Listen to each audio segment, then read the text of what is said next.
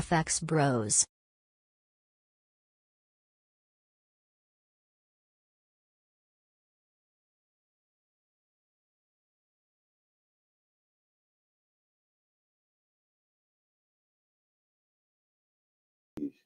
Screen. We're back, man. It was down for the whole week. The process of moving, you heard me, but damn, I'm kind of pissed off. I ain't gonna lie. I'm gonna keep it real. I added to sales down here, and I wasn't heavy in the sales. It was light, but still, though, I could have taken profit at, what was this, Thursday last night at, what's that, 10, 9, 8, 4, so this is 9. Damn. Let me see what time it is. Right at 9. 9:15. Yeah, that's when I started my night. Started my night at work around that time. So I was like, fuck. But nonetheless, this 1 hour candle is doing a lot. It's breaking back above the previous 50%, is breaking back into the trend line, and is potentially breaking above this structure, the first structure break we're going to have in this bearish move we've been in since Tuesday evening. Look at what Sunday and Monday did, kind of ranging, but continuation from the previous, from Thursday.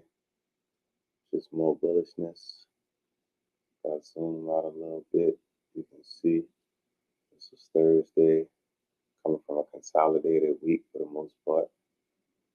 And Thursday pop out, continuation on Sunday, Monday, and Tuesday. More buys, and Tuesday evening we get the sale. And right now, like I said, this is 4 hours. Actually, like it's probably gonna be building structure, bullet structure, but 1 hour is more intact.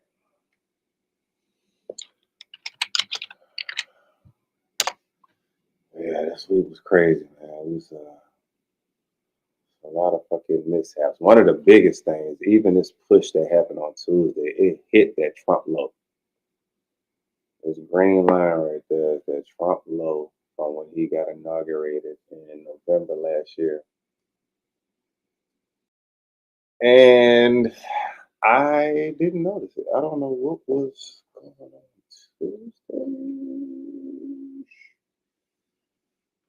Oh, I was in the streets Tuesday. I was outside Tuesday, but that's when I got my rental car. After that, yeah, Tuesday. Because I got that Tuesday, we was in buys Tuesday morning. Took profit, got on sales. About to swing. Yeah. Yeah. If you think about this bullish swing, I like buys. I like buys.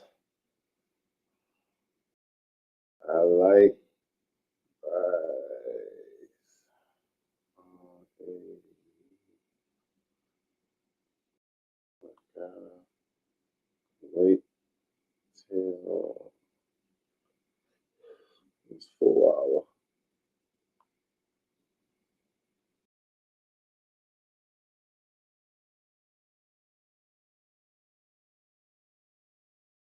Close.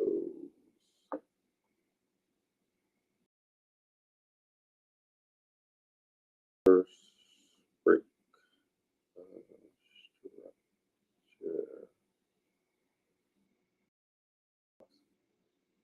Got 20 minutes left.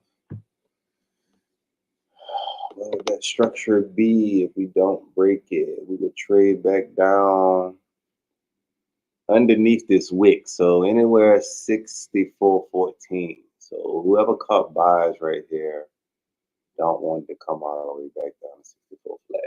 Because probably caught that push down right there. Maybe stops right here. So yeah. We're about to see. And this, I know AU like to piss people off, so you gotta let it piss people off. They ain't pissing enough people off.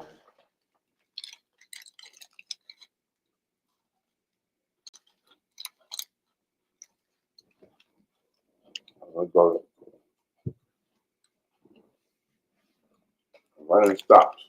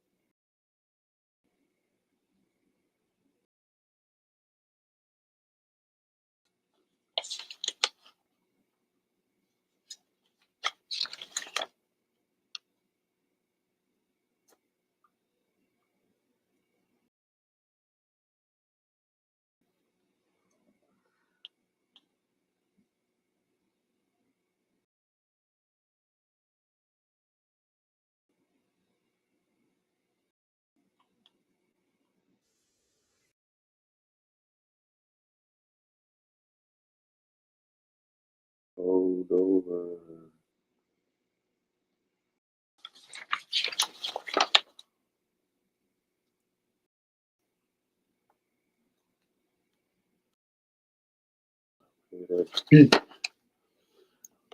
Pay that.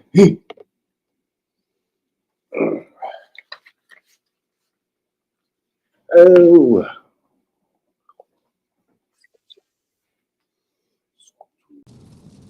Damn, brother. What's poppin'? Shit. Looking at this fucking AU leave without me. Not leave without you. No I ain't worries. I had added, I thought that bitch gonna drop all the way to the previous weekly low, so I added sales, and I was slightly in profit when that bitch dropped down Yeah. late last night, but I wasn't even paying attention, Damn. bro. I fucked up.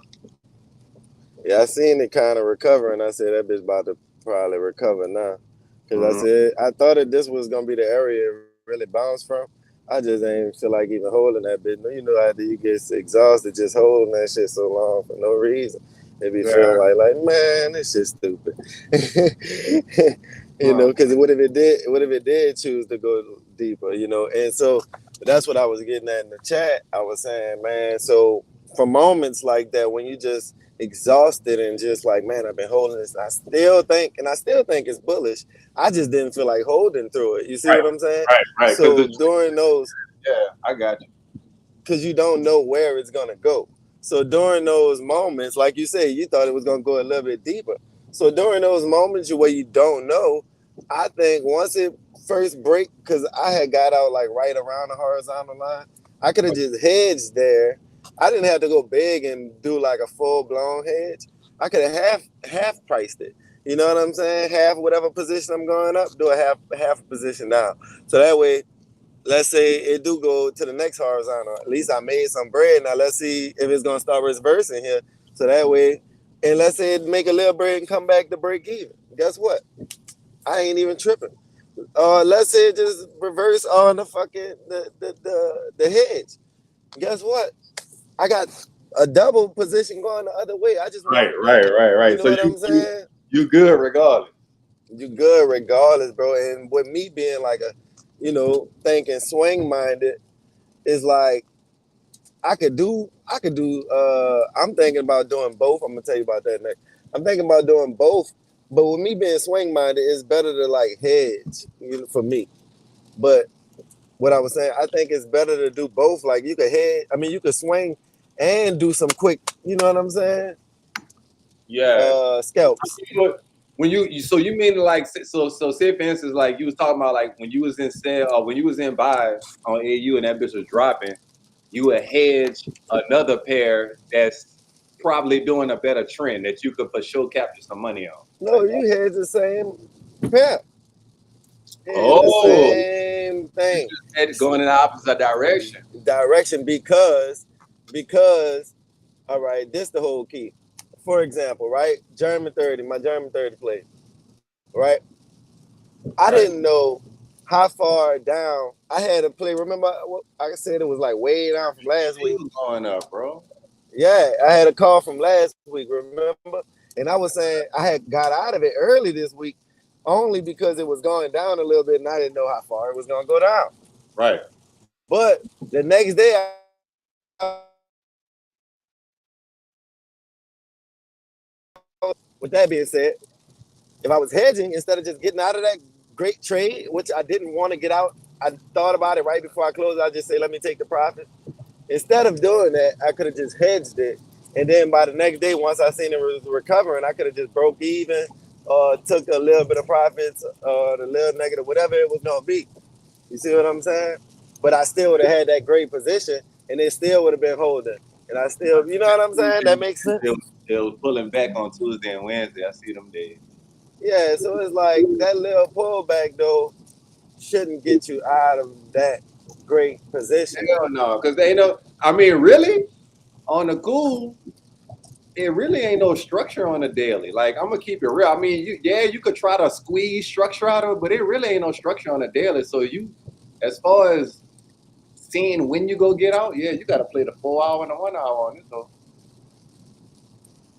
And that bitch, yeah, it just built the next leg of structure. So everybody got their stop losses on DAX probably for the 4 hour. I don't know, but I know it's probably some stops under 23 flat or right around that 23.05 or some shit. Yeah, I'm waiting for it to drop. Yeah. I'm not trying to learn how to not chase the market. Mhm. You gotta. It's really that the hardest trade is the best trade. That's like when the bitch selling all. That's when you need to be thinking about buys. Like like Especially when you know it's a buy market. yeah, the daily, the weekly, the monthly is all buys. Yeah, bro. Like everything that's selling ain't affected until at least on the 4 hour. If it ain't no structure on a daily, plus you don't want to wait no whole day. I mean, if you waiting for the daily to break on structure, you might as well just look at the charts once a day and then go about your business. Like, ain't no reason to look at. But on the 4 hour, 1 hour, you got structure that be built up at least within sessions and shit or within a day.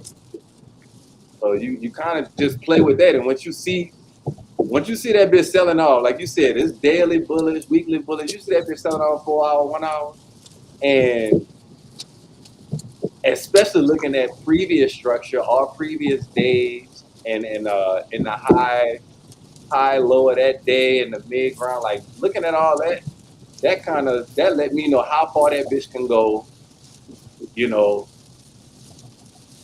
or I let it go, how far it's gonna go, and I wait for structure to build. Like on AU, that bitch just built structure and it just broke it on the 4 hour. Like, but it didn't close yet. We got, well, not the 4 hour, 1 hour. It's about to close in 8 minutes, so we about to get the first breakout, bullish breakout above structure. That ain't never happened since two. The only thing is, it's probably not the best setup because it's on Friday. Right. I don't even. Man, that's another thing. Trading on Friday, man. All right. So let's go into the psychology for a second. Do it. Man, trading on a Friday. Well, let's think about it. It's like trading on a Wednesday because everything is really kind of at its peaks. Now, you could probably, if everything did already, what's the word I'm looking for? Retrace, Right. and you had lows, like it went up, like AU, for example. It went up at the beginning of the week, then it shot down in the middle of the week. Now it's Friday. It has the potential to go back up to the top. You see what I'm saying? That's kind of I'd probably take it. You know what I'm saying? But when we talking, it went up, it went down by Wednesday, and by Thursday it's already back at the top, and Friday is sitting at the top. You know what I'm saying? Maybe overnight, and especially if you're talking about morning 8 o'clock market open, because on a Friday the market probably started opening 5:30, 6 o'clock. See what I'm saying? It probably already did the move overnight while you were sleeping. Type shit. Yeah. Yeah. So by the time you wake up, the move is done, especially for the week. You might as well, if anything, look for reversals. If we talking about if we at the highs, which means just don't trade on a fucking Friday, because I'm not really into reversal trading. I'd Yeah, rather just yeah, no, don't. It's best to not enter a trade on Friday because you really don't know. I mean, the only thing I could say that was going for us, the only thing is, I don't think it was yeah, it was a 1 hour and a 4 hour bullish engulfing. It was a 1 hour at 10 o'clock or 9 o'clock, and a 4 hour that was that 8 to 12 bullish engulfing. So the only thing that could lead you to think that it can continue going up is just because it's Friday, like it's gonna have some kind of exhaustion and pull, like it's been selling all. Well, I ain't gonna say all week, since Tuesday night it's been selling, and so it's gonna have some kind of exhaustion. But I really thought, being that it went so low, it was gonna come down to the previous weekly low, because where it reversed from is not. I mean, it's a key level, but I feel like if it was going that low, that bitch was gonna go to that previous weekly low. So, I'm thinking it might go to 64.5, to be honest. It might close on a doji on a week. That's possible. yeah, It's 9 o'clock. It still got time to move, I guess, for like an hour or two. It could possibly go to 64.5. it could. Especially if this 4 hour candle closed just like this, because it's above that trend line again. Like it's playing around that trend line. Right on it, right above it. Yup, right.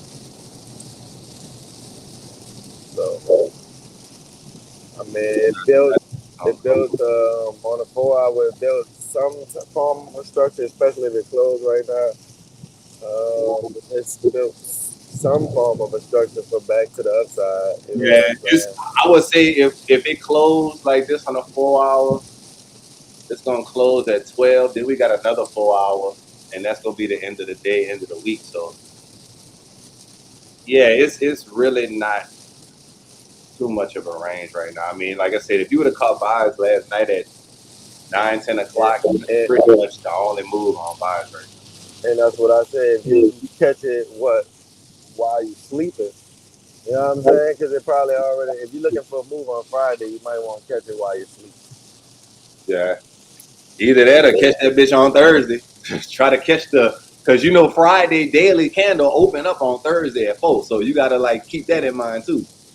You Right. know, so if you thinking that daily candle is going to exhaust and go up, then you might want to be trying to catch some buyers in the Asian session, or see what kind of manipulation the Asian session does. Exactly. That's Yeah. why I said overnight. I like to trade like probably like 8, 9 o'clock. Yep. Really Nice sleep. 12 o'clock. 12, But 13. I agree with you on that hedge shit. The only thing with Oanda, we can't hedge the same pair. Well, no. I take that back. We can, but we had to create a sub account. Like I could create sub accounts in my Oanda account. Yeah. So I could like take $100 and put $25 in 4 different accounts, and I could have AU trades on all them hoes. So yeah, because I'm thinking in the sense of like not blowing your account too. Yeah. You know what I'm saying? So when I'm saying hedge, like this is helping you not blow the account as well. That helps you not be nervous about holding your initial trade. Right. You see what I'm saying? That's kind of the point of it. And then it's gonna always keep you on the defensive side, because when you like you said, if you hold it for something that you believe in, like AU, you still Right. believe it's long, but it's selling off so hard and you in drawdown, you could be making money on the other side to kind of like even that shit out until AU decides they want to go up. Right. So you see some type of pushback. Yeah. Nah, that's cool.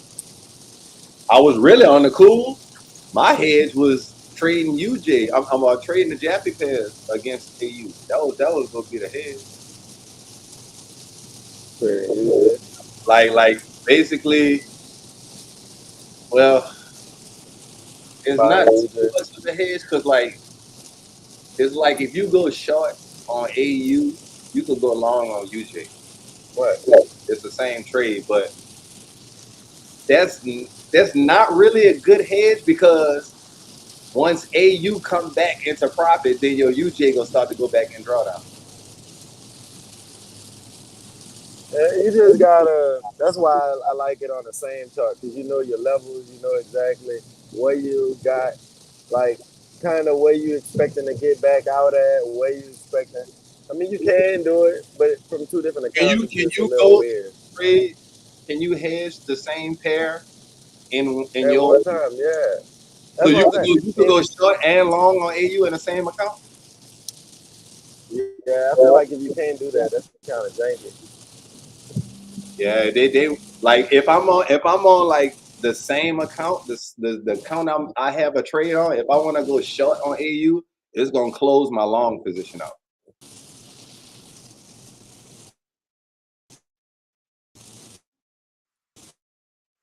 So it's like, yeah, nigga would have to. Nigga would definitely have to open up a sub account and hedge like that. As far as for Oanda. Man,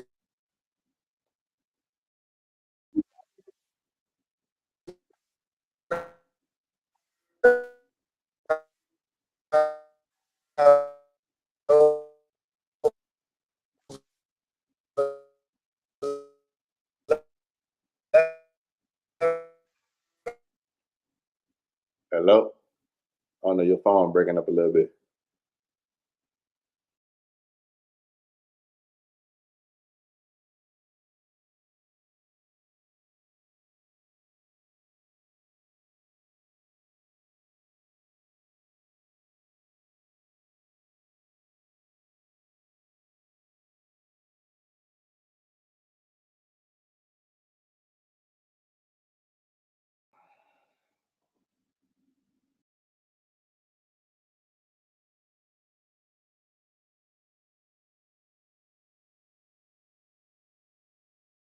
Now we wait to see if this is gonna be a fake out. Let's look at the smaller time frames and see how. Look at the 5 minute. So we had Asian with the manipulation down here.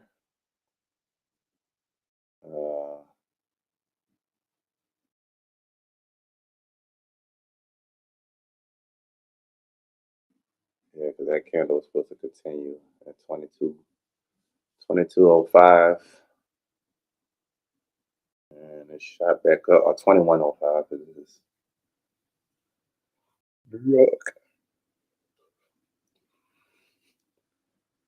So at 9:05, or 9:05, that was the last 5 minutes. That broke structure, and even though we pulled back, we should have continued lower, or continued lower after it broke structure. And that was the first sign that was it. You know, we were turning back up. Push bullish.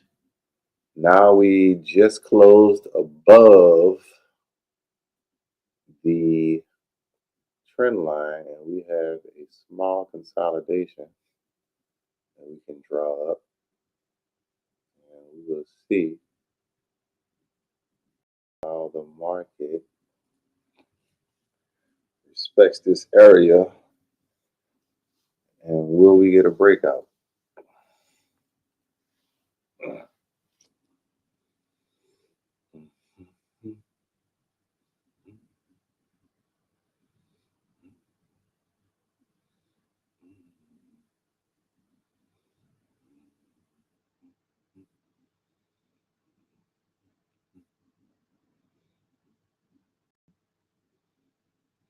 So as far as for sales, we can see the next thing would be a close, especially on a smaller time frame, be a close below 64.22.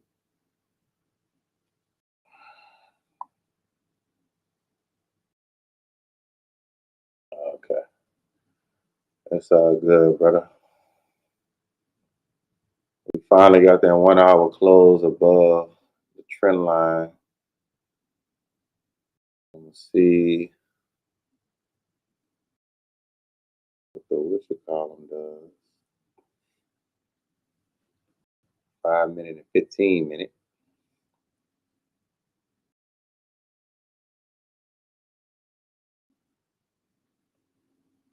I'm thinking we go, if we do trade back down for any type of retest, we got this gap right here. I think we'll come all the way down to 64.10 if we do sell out. That's about as much we'll come. 64.12, 64.10. That's about it. After that, it's all done. Looking like we're about to continue to break higher.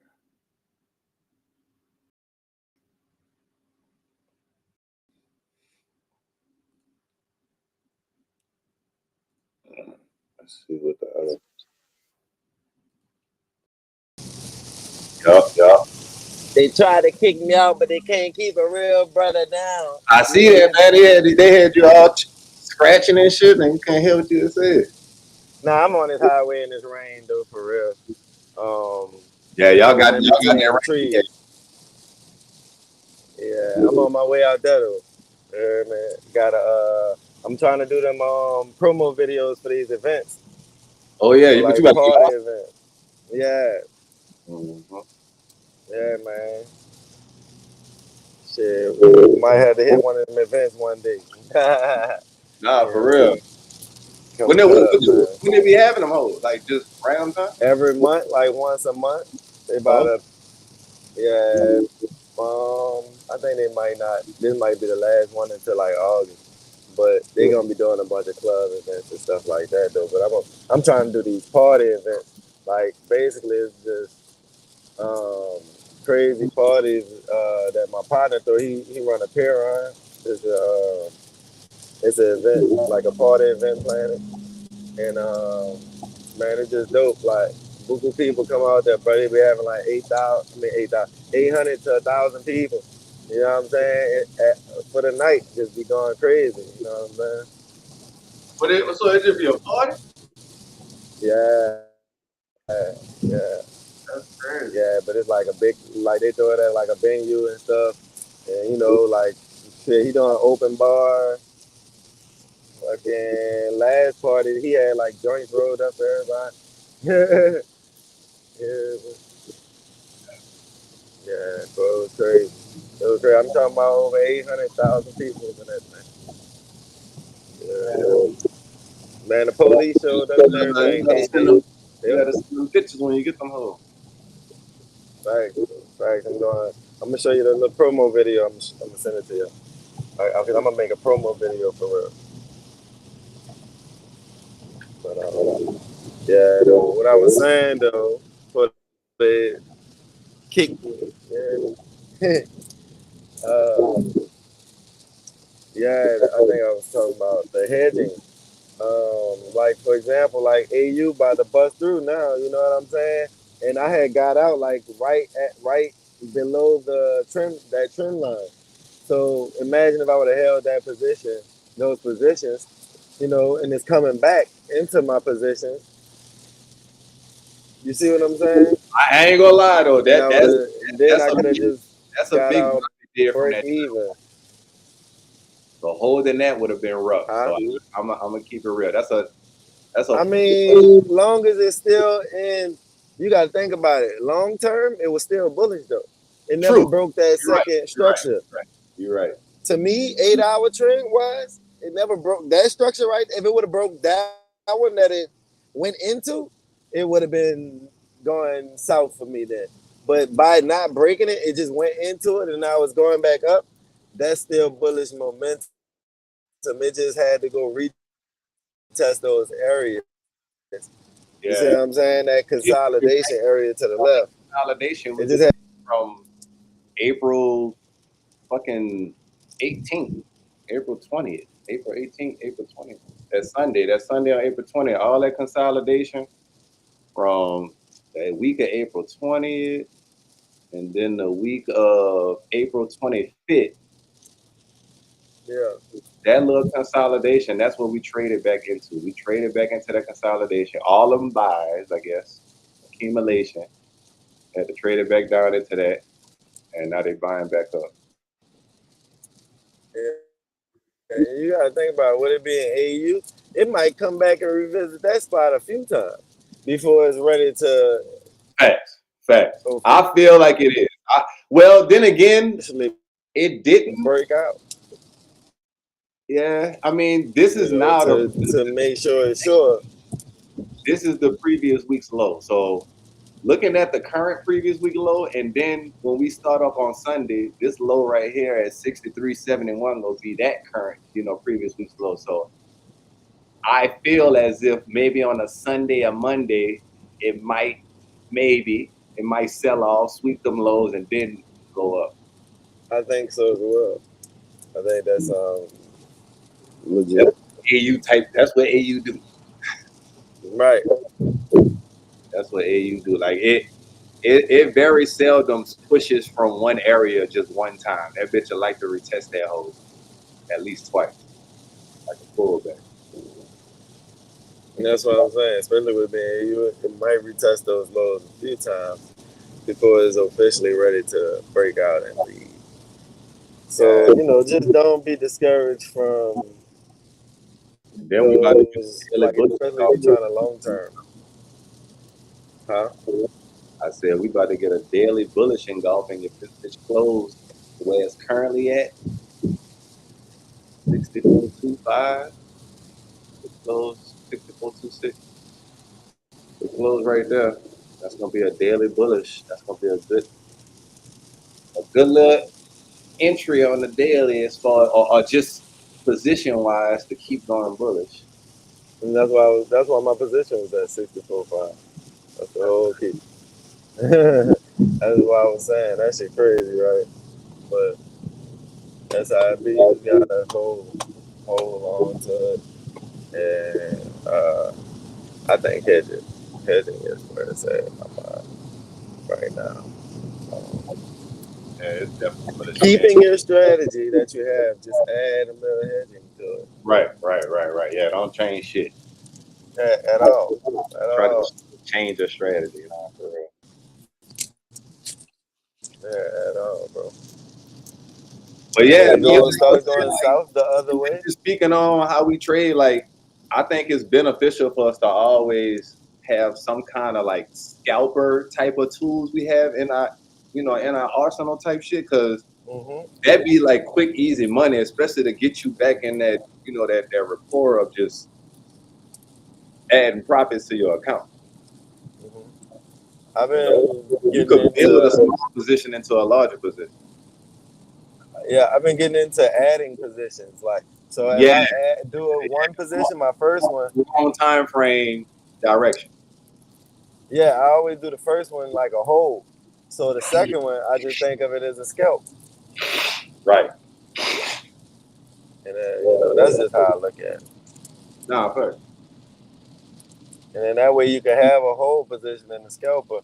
You can hold throughout the entirety of this trend, and then the other one you could scalp. That's what my dumb ass was trying to do on Thursday. I thought it was gonna keep going, but after it broke that trend line and went under 50% previous weekly range, I was like, oh shit. Yeah, into this bitch.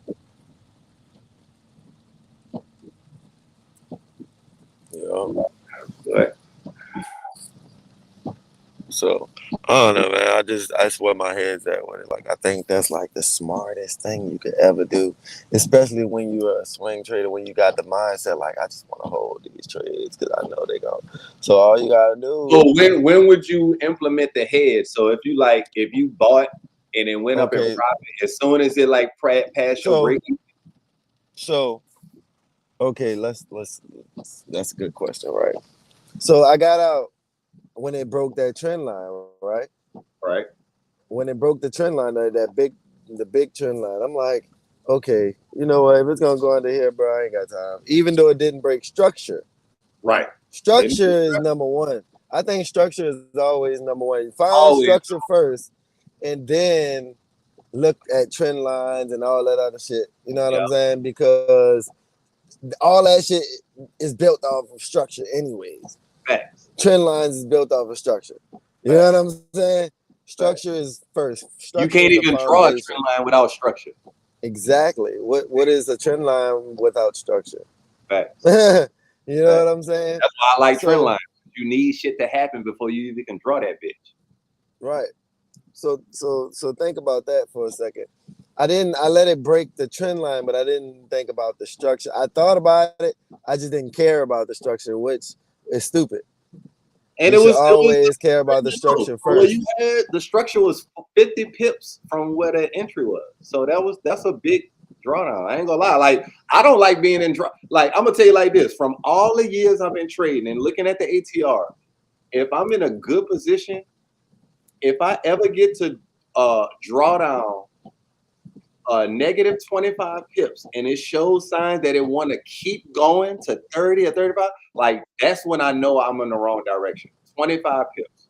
Like, I've seen it go negative 20, 21, 25 and turn right back around and go back into profit. So it's like, that's the threshold. Once that bitch crossed negative 25, then it's like, let me wait. Because I know it's about to go even further to the other side. Yeah, y'all count pips by the 100, right? Like, it'll be like 300 type shit to like 310. It'll be 1 pip type shit. Nah, 300 to 310 would be 10 pips. Like, I'm talking about all the way to the end, like decimal 00. What it'd be like? Let me see. It's really like that 64 300, right? 64 200. So every point would be a pip for you. Yeah. Right now it's 64.21. So 64.21.4. So once it gets to 64.22.4, that's a pip. 64.20. It's for me. It says 0.64214 type shit. So it don't say. You know what I'm saying? There's really no point after the 21. That's why I was like, Yeah, it is by the 100 basically. Right. 21 is really not. It's like 21, not 2100 type shit. Right. I mean 20. Well, you know what I mean. 210. But yeah. All right, and so no. What I was saying was like, so all right. Let's say when I did get out, right, it didn't break that structure to the left. So why would I even, like, my thing is 8 hour, 4 hour chart. I'm not getting out until it breaks real structure. Like, yeah, it broke that little structure it just made at the top, but that not last week's structure. You know what I'm saying? Real structure is some structure that was made not yesterday. Stupid ass. Real structure. Real, like yeah, real true structure. About 3-4 days ago. Like, you know Yeah. what I'm saying? If you're looking at structure that it just made, that could be a fake out. Like, that could be, you know what I'm saying? Right. So looking at last week, right? We see that it made all of that. That's days of work right there. That's a body. That's a, you know what I'm saying? Real body of work. That bitch was doing symphonies right there. You feel me? So my thing is, we want to look at it, I think, in a mindset of, all right, it didn't break that structure where it was really doing digits. Like, it was up and down, up, down.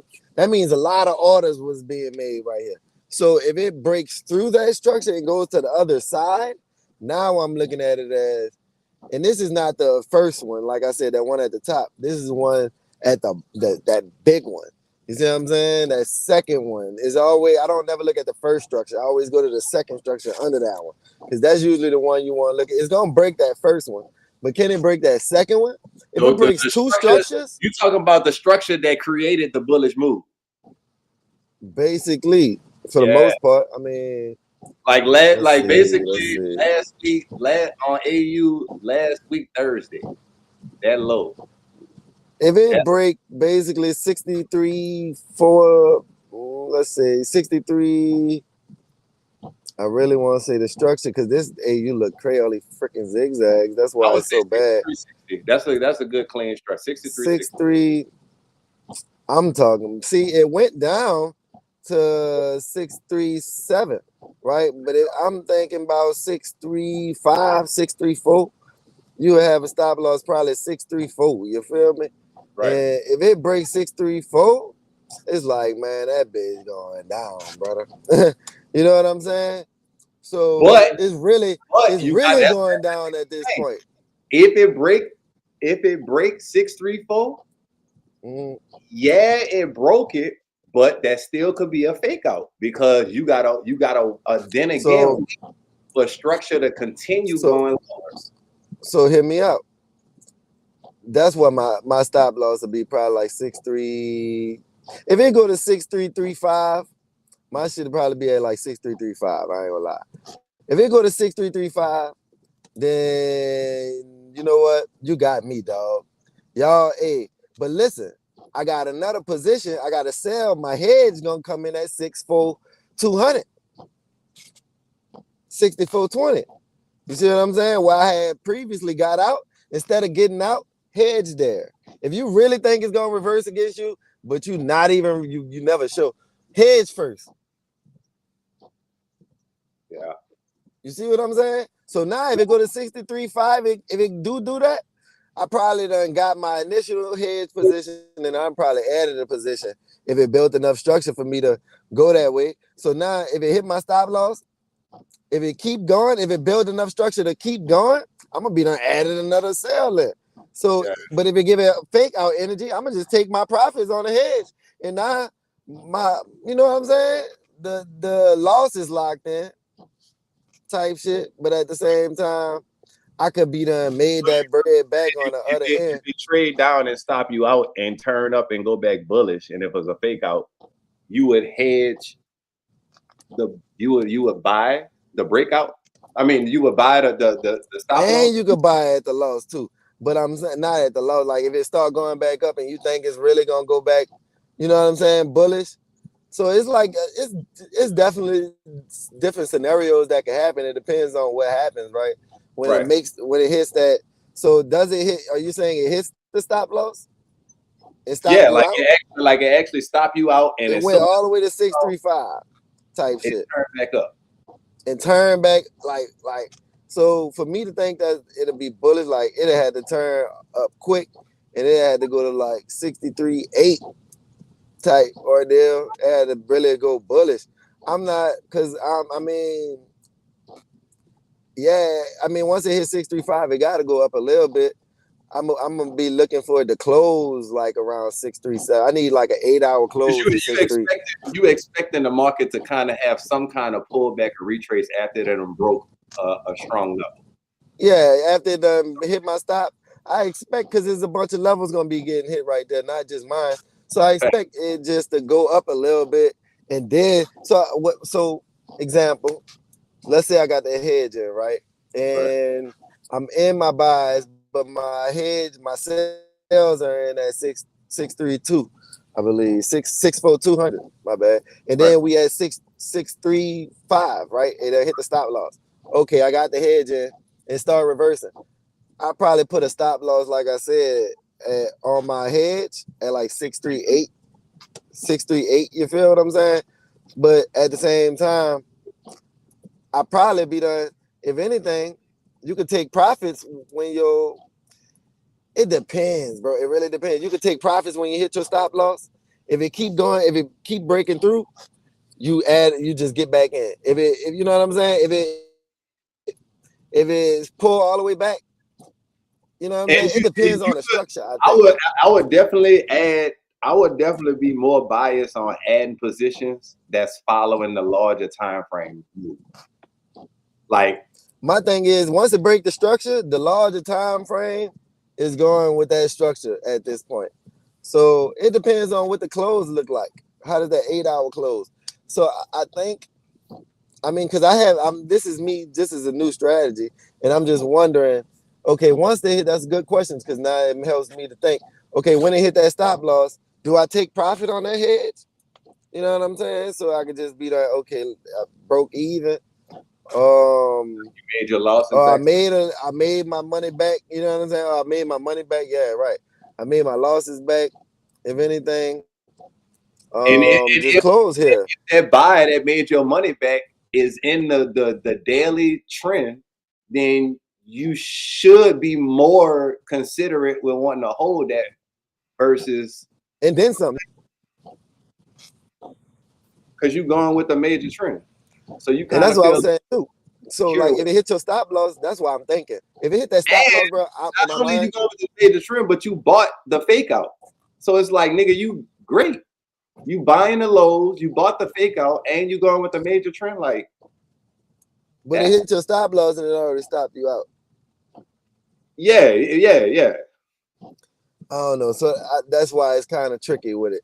So with me, I think for me, I would hold the hedge. If it hit my stop loss, I will hold the hedge, move the stop loss up on it, because now in my mind, once it hit my stop loss like that, I would be thinking reversal energy. Because why? Look at it now. Look at AU now. It didn't go that low. Like, it just break to lows like that. If anything, it's gonna come back to 64500, retest that area first, and then you're gonna get that move to 635, 63. You know what I'm saying? Yeah. 635. It's not just gonna go straight all the way down. And if it does do that, I'm looking at it as, okay, well, that's some real selling ass momentum. We're selling now. Let's let my hedge hold. Let's see where this 8-hour close at. And if it closes with a real bearish momentum, like a strong close, 90%, you know what I'm saying, bar, that's a good close. Let's hold it. You know what I'm saying? So it's really, it depends on the scenario, but I think ultimately, if it hits my stop loss, hold the hedge and move the stop loss up on it, wait for that close, you know what I'm saying, and just read the room. Read the room. If it goes to your, if it hits your, I'm thinking in the sense of it hits your stop loss, right?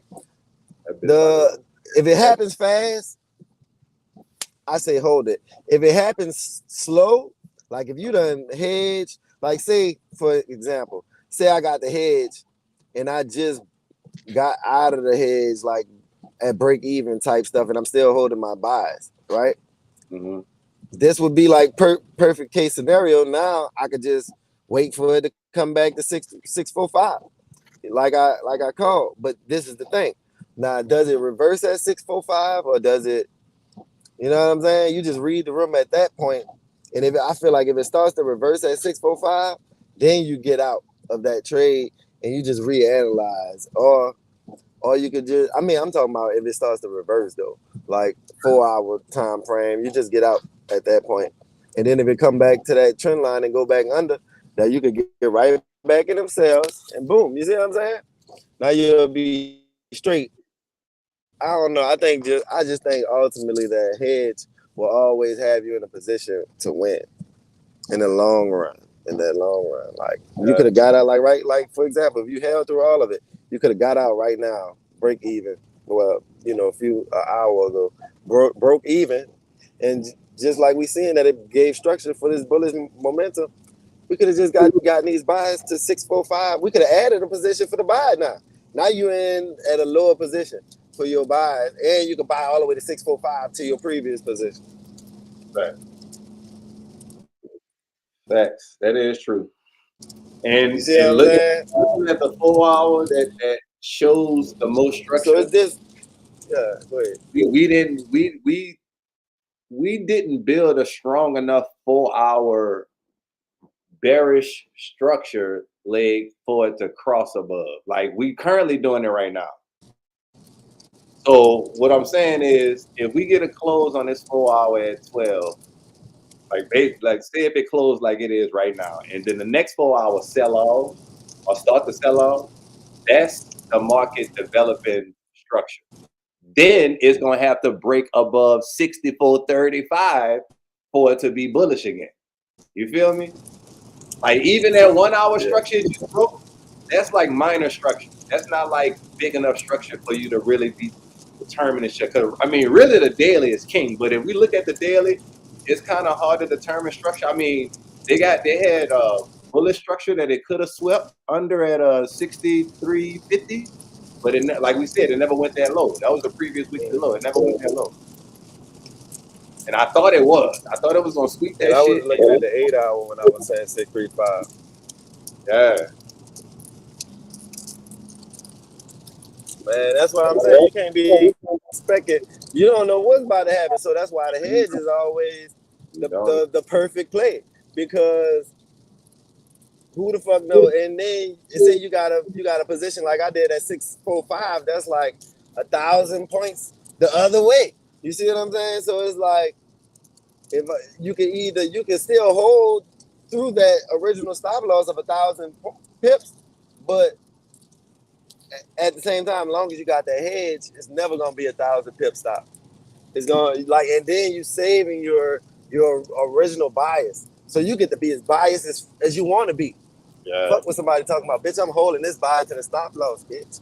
Like fuck what you talking about. I'm hedging, and then if your hedge goes bad, if anything, if you go back to your original position, that's best case scenario. Now you can just hold, you know what I'm saying, for your original position to just bust up, and you could have been an added moves lower type stuff, and lower at lower points than your original position too.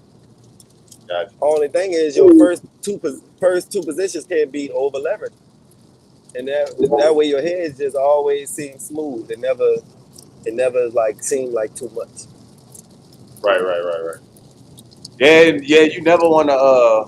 And then too, that's like depending on your account size, going heavy at the initial entry will determine how much you can hedge. Because say for instance, if you was in sales and you was trying to like determine that, okay, I want to hedge buys because I think we dropping, or you was in buys initially and it dropped down below your entry on buys, and now you want to hedge going on sales. It's like if you was heavy on buys initially, it's gonna be hard for you to like, you know what I'm saying, like hedge on that buy because you gonna be so heavy on. Well, think about this. When I said I got out of the trade, when you're thinking about getting out the trade, that's when you hedge. So should when you no longer even believing in your original buy, what you believe in it, but it's like you don't want to hold through this shit no more. Like you don't know. Instead of going crazy and being a lunatic, hedge.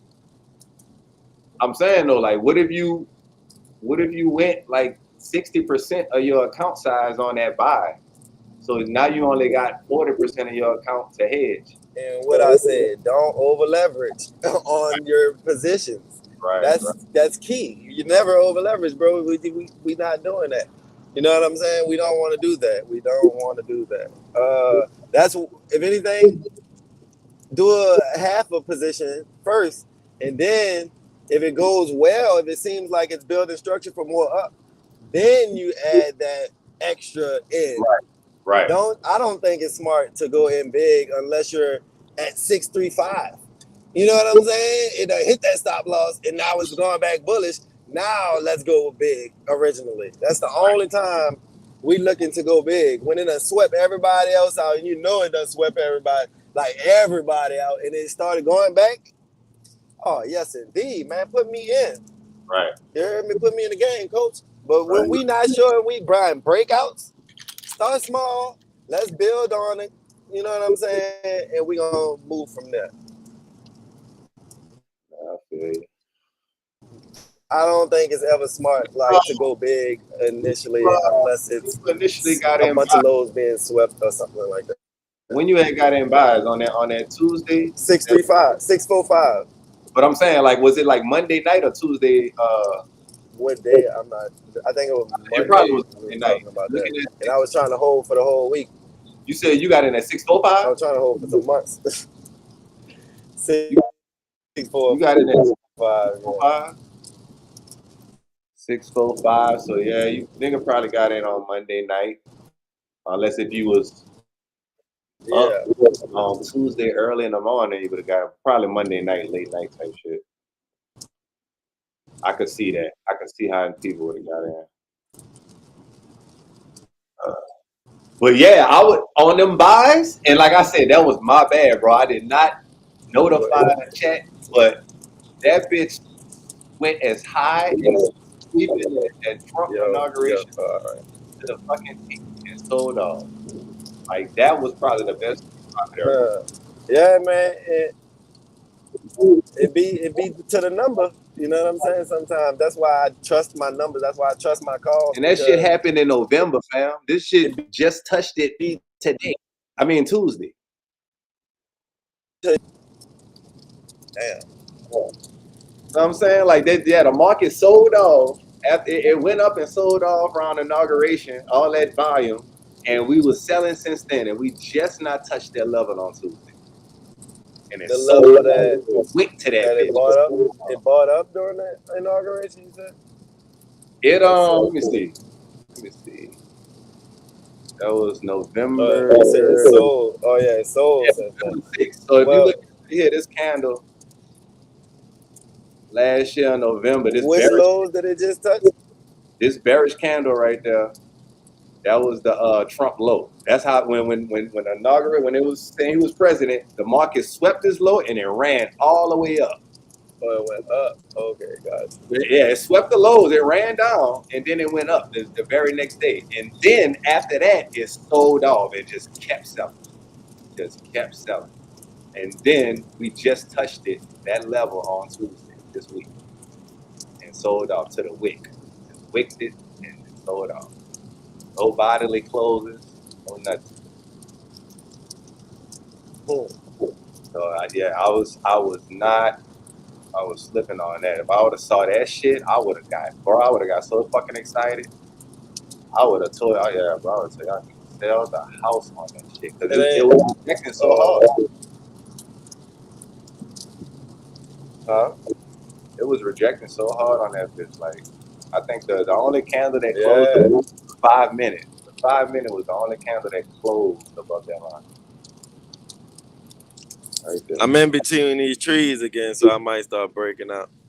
All right. That was at 5:30, 5:15, 5:30 on Tuesday.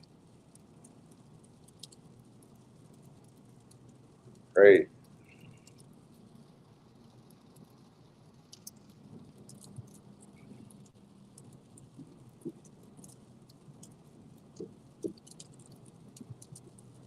Yeah, I'm thinking we pulling back right now, but I think we're gonna probably. I don't know, but we might could still push up because we did. I thought we was about to go for this little wick right here. We came right up to it, but we didn't sweep that hole. So I guess that's all they I needed to call it do. 645.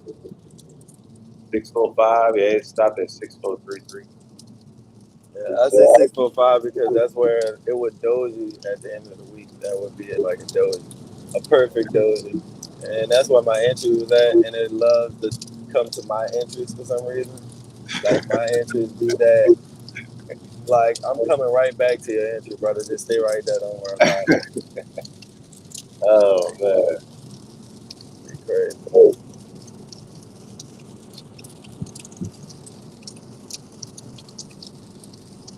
But yeah, man, I'm keep preaching that, I think, because I'm gonna start using it on the demo.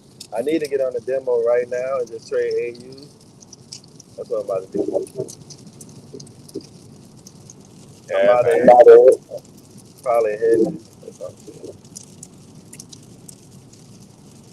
I like the edge If I have to.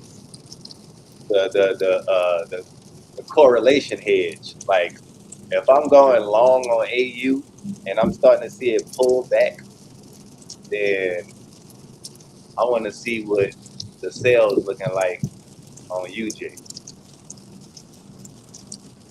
or vice versa, however that works. Because I know UJ is so if AU going up, that means the dollar is going down. So that means UJ is already selling. If AU going up, UJ is selling. So if AU starting to pull back, like it don't want to go up no more, it's a fake out. And that means it's a buy for UJ. And if you see a good enough range for UJ to buy into, then it kind of puts slightly more confirmation on the fact that AU was just a bullish fake out. If you look at it, AU been moving like gold, bro. Shit, where at? The past week, this week. Shit, this week maybe, but fuck gold. Oh, you want to give Like me that credit? I Nigga. felt like this week the markets was so manipulative because even the DAX was moving like NASDAQ and US 30. I was like, yeah, they've been manipulated. I'm talking about to the T. Everything that bitch was doing, it was doing the shit together. All the indexes moving together. Anytime I see shit like that, because the DAX don't move with them, it's some manipulation going on in the markets this week. No, it's like trade I'm looking minimally at 4 hours, or trade P, US 30, NAS, reversals. and DAX. They all look the same. DAX look more bullish than all of them, but they all do look the same. That's crazy.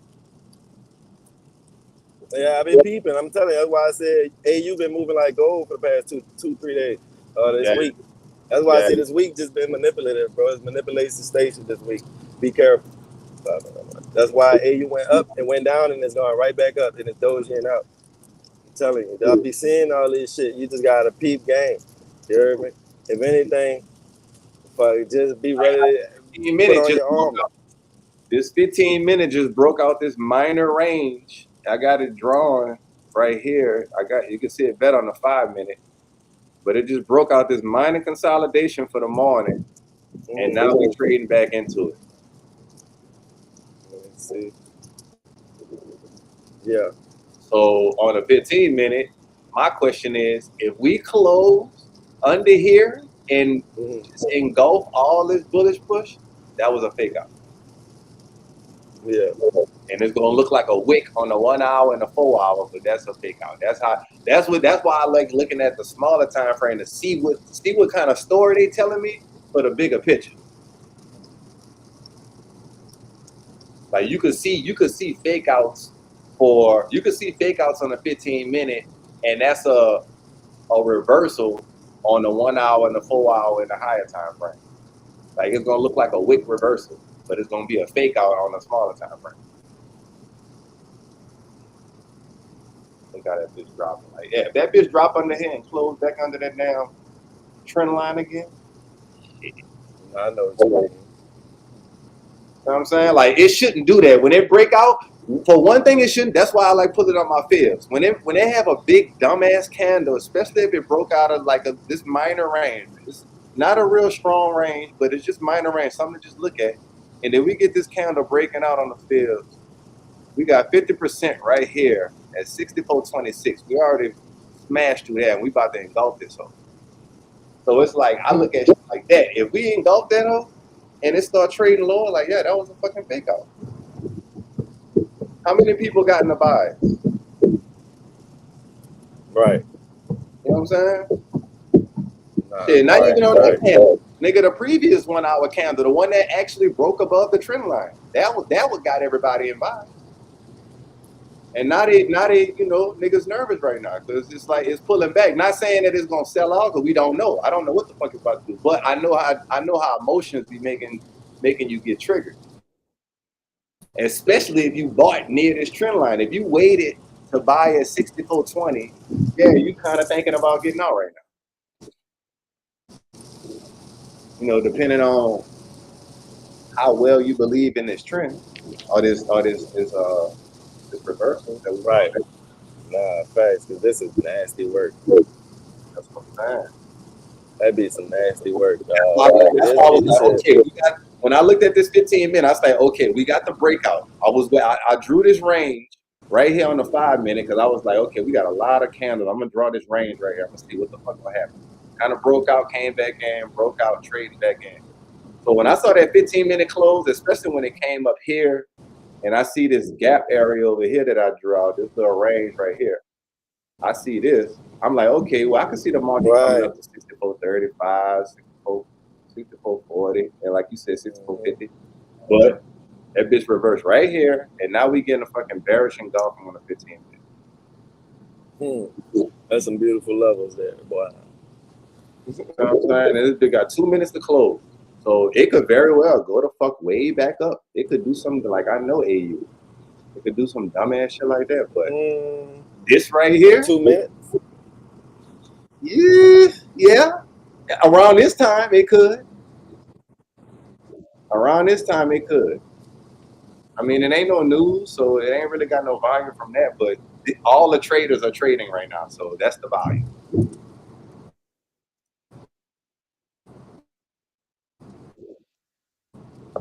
And if they're not trading, they I might fuck this demo to give us some good buys.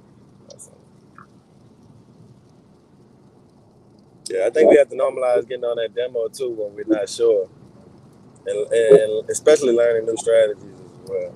Trying to incorporate something new. Bro, I'm gonna tell you like this, dog.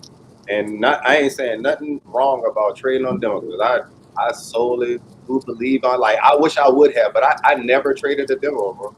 Like when I first started, I threw money in that bitch.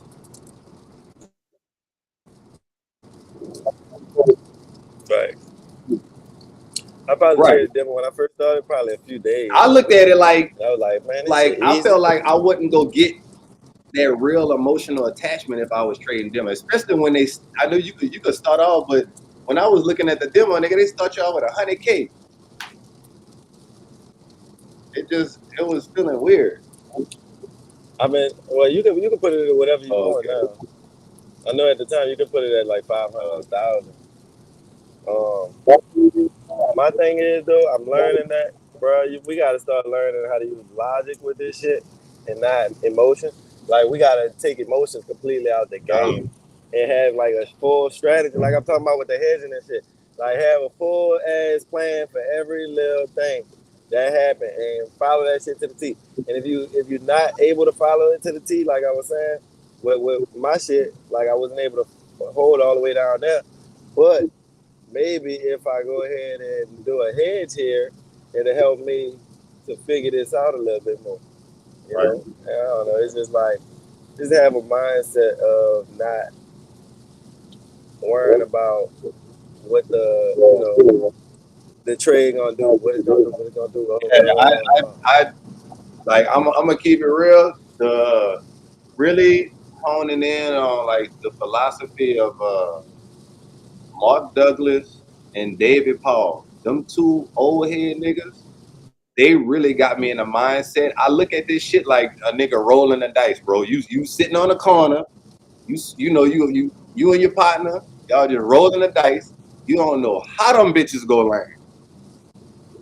You heard me? But you just rolling them hoes. But you looking at structure, you know where the market done went to, where it could have. when it broke structure, it didn't continue. So that's when I get my dice. I'm a roll the dice and I'm a fade this shit. And I feel way more confident fading when it does sweep liquidity. And I know it's selling off, but I like to buy right there because if it goes up, I'm at the best fucking risk to reward level. Like that level right there is at the best. So I look at it like that. I like to buy shit that like, okay, I don't know what it's gonna do, but if this bitch going from where I bought it at, nigga, we good. And when it don't do it, I quickly get out. Right. It's kind of like I just be testing the water, like a nigga putting his foot in the water to jump in the pool, you know, before you get it ready. Like you know, you jump in, that bitch too cold, you gonna get right back out. But if you test that bitch out, and then you feel like it's ready, you jump in that hole, you good. Yeah, you got to, bro. I feel like you can have to test the water. Yeah, but it's good to test it. My thing is I've gotten more comfortable with trying to fade the counter trend or the trend itself. Like, and I nobody can find the top, and I've learned that. Like, I know I can't find the top, but I use structure to help me find a potential top. So going bullish and it passed the previous 4-hour structure and it closed, that's where I'm interested at selling at. Because I know that's where it starts to do the manipulation shit at. So I be wanting to sell that bullish candle. And as I'm watching it, as we all know, when that bitch break and close a strong structure, it always pull back some kind of way. It might not be a lot, it's some kind of pullback. So initially, I'm already knowing I'm about to be in some kind of profit from fading this move. But if I'm correct that it's a fake out and all it was doing especially I could determine it's a fake out on the size of the candle. If it's a big ass wick or a big ass body and then it starts selling off from that bullish ass body, like that's how a fake out look. A fake out don't look like small body candle. It's always a big dumbass candle. Yeah, and like you said, entice the nigga into buying. All you gotta do is look at past structure. That's how I called a US30 buy from the low, because there was previous buys there. Everybody bought up there previously, so you gotta think if that's where and it went skyrocketed from that position previously, and it's here again, and it looked like sales. Beautiful place to buy. Facts, big facts. Beautiful place to buy. And it's probably gonna make you feel uncomfortable because it's like it's selling. Why do I want to? It's kind of like I'm supposed to trade what I see. Now that's true. You are supposed to trade what you see, but you can't I see that structure. Be naive and try to like use that trade what you see mindset when you see the market at a previous low that it just went up from, or is sweeping liquidity from a previous low that it just went up. Like, that ain't the time to be trading what you see. That's more the time to be trying to fade that trend and go bullish on the sell. Like, trading what you see is true, but it's a right and a wrong time to do it. Like, most definitely. That's why I never got in those gold buys at all this week. Yeah. Even though that shit went up to about 1,500 pips in 2 days. I was like, well, it did what it had to do this week. I'm straight. But it's too late, bro. I mean, they did everything it could do in overnight, bro, the first night type shit. And I'm like, bro, this is crazy. This is nasty work. Like, bro, so it's like, I think when it comes to a lot of moves at the beginning of the week, it's the best time to get in with your bias of what the week about to do. Get in as soon as it start going that way. As soon as you see some momentum going that way, just get in and hold for the ATR of the week. Get out. That's like the best play you can ever do with like stuff like UJ, GJ. Sometimes when it's moving, when stuff's trending, when you can find something trending like that, like gold has been, like German 30. That's how I caught that German 30 play from last week. I just found a spot I seen that it was breaking out from previous consolidation and just got in. Man, that thing took off. You heard me? And I didn't get out till this week. Good goal. Look what it pulled back to. That bitch pulled back all the way to 32.75. Like, it wasn't 32, but it was in that area. You feel me? See, you talking about after it went all the way up there? Yeah, like it came to fit. You know, when it came to 32.50, we was looking at it, and then that bitch went all the way up to 34.20. Then it Man, that started. bitch did get all the way back to 32.80. Yeah, 32.76. God damn. Yep, that bitch went way back down there. I ain't so if you realize look that. at it from that level, the 3300s is probably where they accumulating gold at. This is Right, accumulation phase. right, Every right. time you go So to the 3300s or below, and it don't continue lower, that's all accumulation and manipulation. Like that sell off, you could basically cancel that out. That whole sell off that broke under 32.70, all that was manipulation. You could just like delete that off your chart. Don't even just remove that off. Like real talk, 32.70 is the real low. That's the real support. All that other shit was just manipulation. Because you see where it's accumulating at from 32. You look at the wicks and the candles, it's from like 32.80, if you want to call it that, all the way up to 33.20. Like that's all accumulation. It's just buying. Then it'll wick down. I mean, it'll go down, manipulate. Then it'll go up. Then it'll turn right back around and manipulate more people. Take all them people that got in the buys out. You heard me? That's why I swept all this structure. Like niggas had stops right here, 32, 33.25, 33 flat, and it ate all that shit up. And it came right back to this gap right here on 1 hour.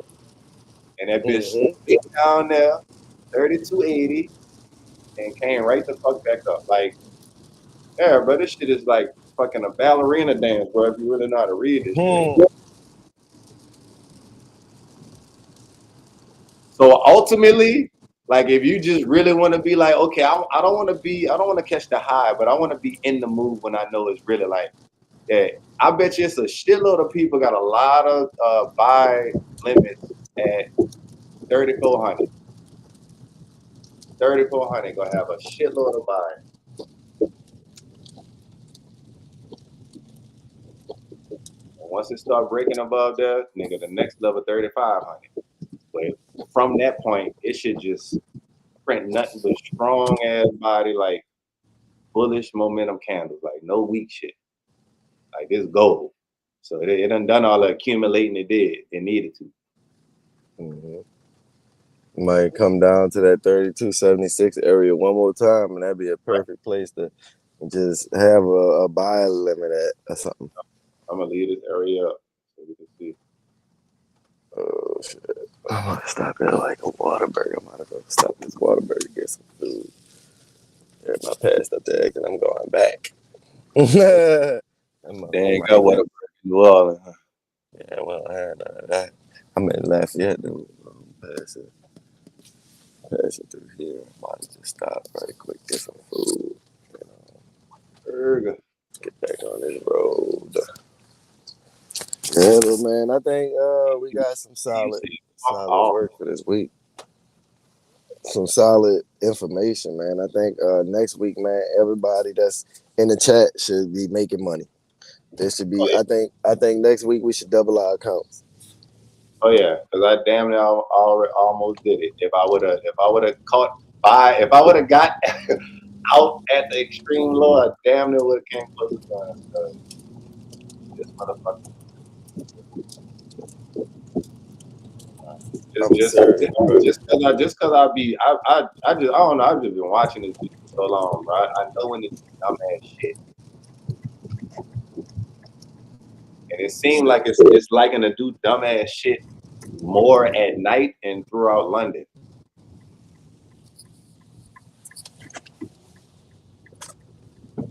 Yeah, facts, bro. I like to make moves while you sleep. That's why I like to trade while I sleep. That way I can't touch it. I can't look at it. You heard me? I can just let it do what it do and have my stop loss to take profits at. And I think that's like the most accurate way to trade, man. Especially when you got deep pullbacks. I mean, deep pullback stop losses. Like you prepared for that. You ain't worried about that. I'm about to go to sleep. If I wake up and it look really horrible, if anything, I just hedge it. Like that's why I'm at with it, that hedge mindset. Like if anything, if it look that bad, it ain't hit my stop loss yet, I'm gonna hedge it. If it did hit my stop loss and it continued, I'm out to sell. I'm out whatever the reverse is. I'm out of reverse and go with that way because if it hit my, like I said, if it hit my stop loss, shit, we going the other way because you know what I'm saying. You gotta pay other people to hit my stop. Like you gotta pay sellers. You know, No, if I'm buying, you gotta pay the sellers, and guess what? You're gonna have to continue paying the sellers because that's some real momentum. whole breakdown you said is so fucking fire. That nigga said you gotta pay so many other people before you take my ass out. For real, bro. You know that's my saying. Big as fuck, nigga. Like you better have a large account size try to take my ass. Yeah, bro. And then I'm not over leveraging. Like with the AU call, when I got stopped out, it probably was like what AU, it was only like 10 points, $10, like type shit. If it was my stop loss, probably like $20 for real. You know what I'm saying? Right. And if it would have went my way and bullish momentum, that would have been real momentum. So it would have made 20 easily. It would have made 20 before it lose 20. You know what I'm saying? And it still ain't. It's about to be back break even, about to be type shit. So it's like, you know, nigga, that can't be looking at that shit thinking, oh, it's about to do this, oh, it's about to do that. Man, I don't like doing all that, man. Give me the well, with AU you can do up and downs all day, but give me the long. I ain't gotta look at it. I could go to sleep, trade any day. May wake up to some money. You know what I'm saying? Then I could go do my day job. You feel me? You definitely can't do that on AU. Then I go do some photography or something.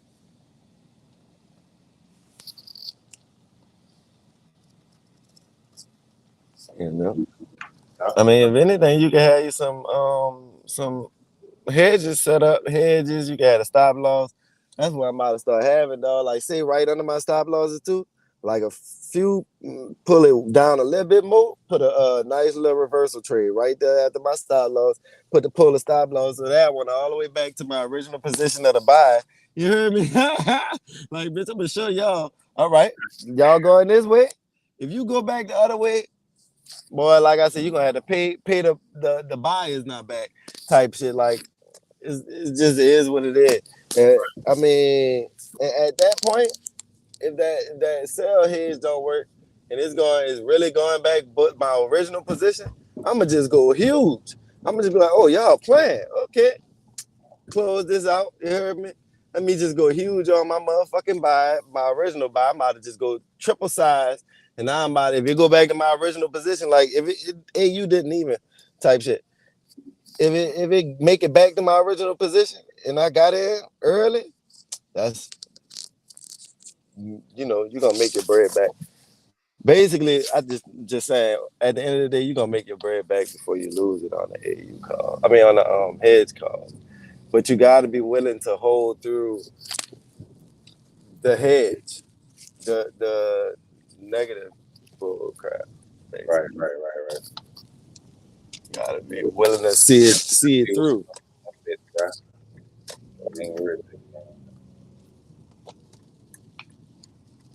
Well, like I said, be willing to see it through, huh? You have to. If we would have had more of this analysis, like I said, we didn't know, but if a nigga would have looked at this Trump shit a little bit different and just review, okay, what happened the first year his ass was in there and looked at it that way, that would have been where you want to hold AU. But until this bitch start trending again on the daily, like fuck anything under the daily, like yeah, you really can't hold AU. AU is not a pair to hold. Not like long term like that. As you can see, if you would have bought AU on January 2nd or 1st, whenever the market opened, for sure you would have been stopped out, but you also would have been pissed off because it eventually went in your favor, like by a shitload. Like there's no stop loss you could have had on AU that would have protected you. That bitch just tanked. That bitch went all the way to 59. I'm so sorry. Not the music. But yeah, it went to 59. You saying when they pulled back from when? Like I'm saying, if you would have bought AU at the beginning of the year, like, You know, yeah, that bitch would have definitely stopped shit. It would have stopped you out there next week. So, you know, yeah. See, that's why you gotta find something that's moving the way you like. And I think January, February, March, goal is that. you can find something that's moving Gold and and equity. just hold it for 3 months. Yep.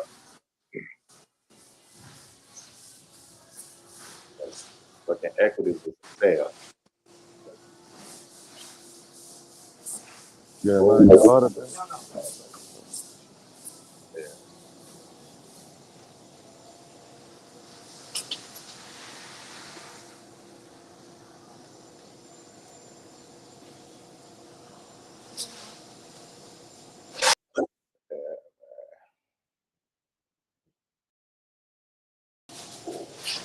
Yeah, bro. When I feel like this usually, I think the trades I have are gonna be great. The mindset is just set up for greatness. But if I'm like feeling antsy and not sure about the trade, I'm if I'm feeling antsy like the week before, like the previous week, during the weekend, I know I'm a mess up.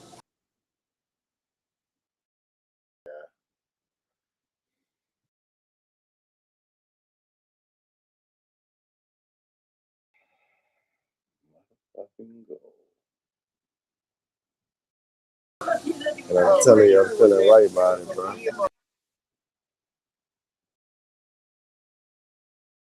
Yeah.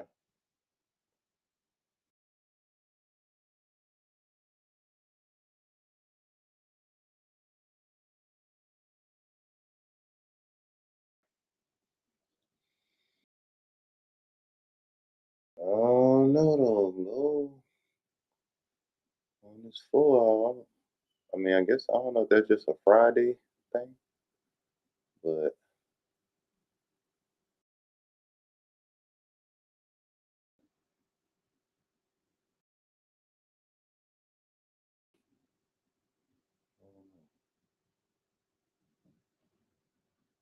these weird ass baby ass candles is printing on Friday. It's not giving buys. Oh no, maybe we What'd you say? I said maybe we might be trading back to this trend line on gold. Who knows? Got a bullish trend line on gold.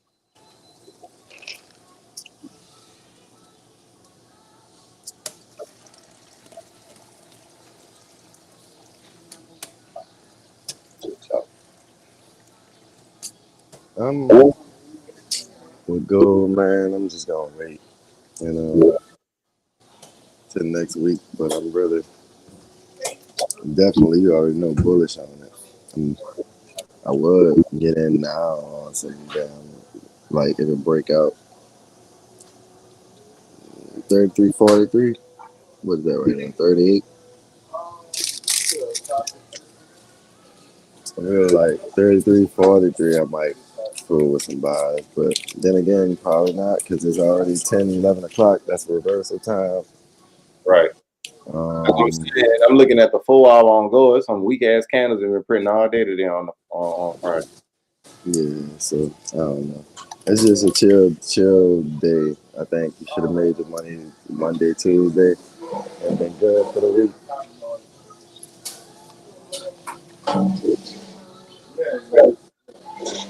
You would have made your money Monday and Tuesday in any pet, literally straight, because everything made the moves on Monday and Tuesday. Thanks. Monday, yeah, Monday was buys and Tuesday was sales. And you ain't even had to trade no more after that this week.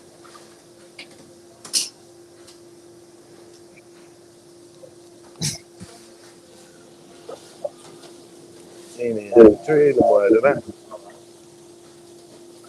that's gonna react off the trend line.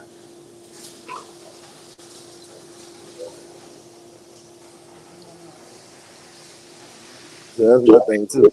So say if you coming in Wednesday and you know the markets have already done most of the move, you feel like it got a little bit left. I'd probably go big on a quick little scalp and then get out. Make some quick bread and get out.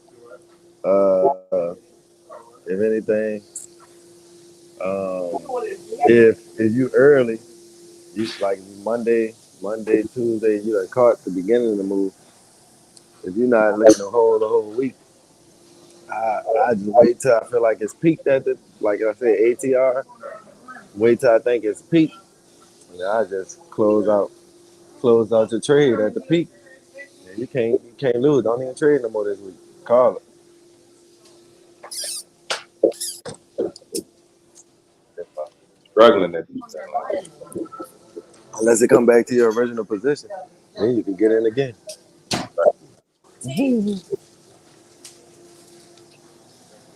That's way to re-enter, man. Really.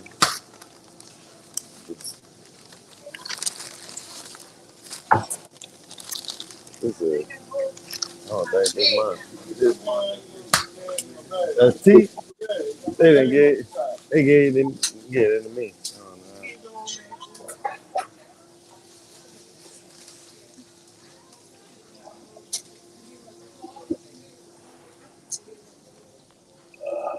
Man,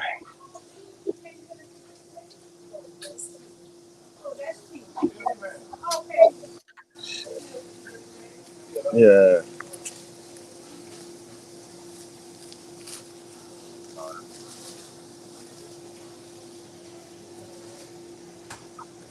what five?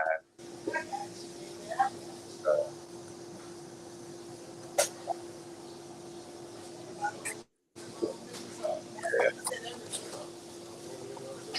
crazy.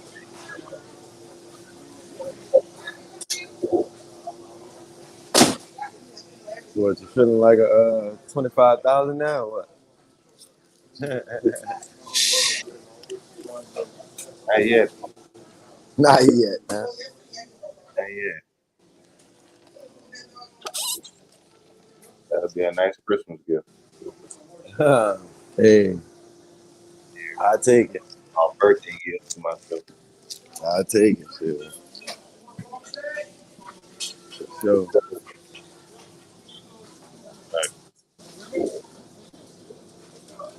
But yeah, I'm definitely gonna be. What I'm about to do too, I'm gonna invest in a fucking a mobile hotspot because being that I'm gonna give me a laptop, be pulling up to like coffee shops in the morning.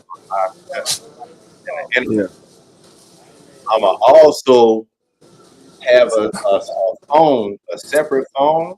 While I'm doing when I be driving, lifting shit, 'cause I be, nigga be up during the Asian and working at night and shit. So I'm gonna give me a hotspot and have a separate phone with the charts. I'm gonna just leave that bitch up throughout my whole shift. Fuck that shit. 'Cause I be mad when I be missing the move at fucking 10 o'clock. What you be doing? I be driving and shit. So when I be driving and I be having my app on, like I can't really look at the chart. So if I'm driving, if I'm in the car driving somebody and it's like a 30-minute ride, nigga, I done missed half the hour move. You feel me? Yeah. Yeah, I could do some manipulation or some shit if I would have seen it.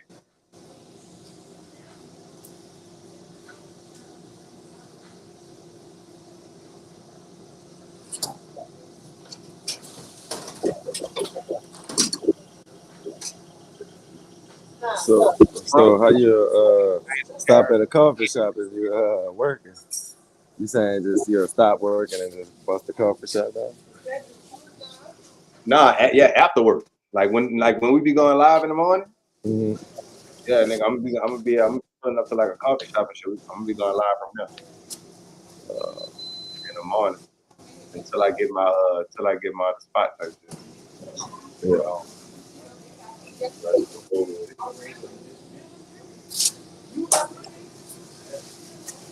But it's gonna be lit though. Maybe I might run into another a hedge fund nigga or something.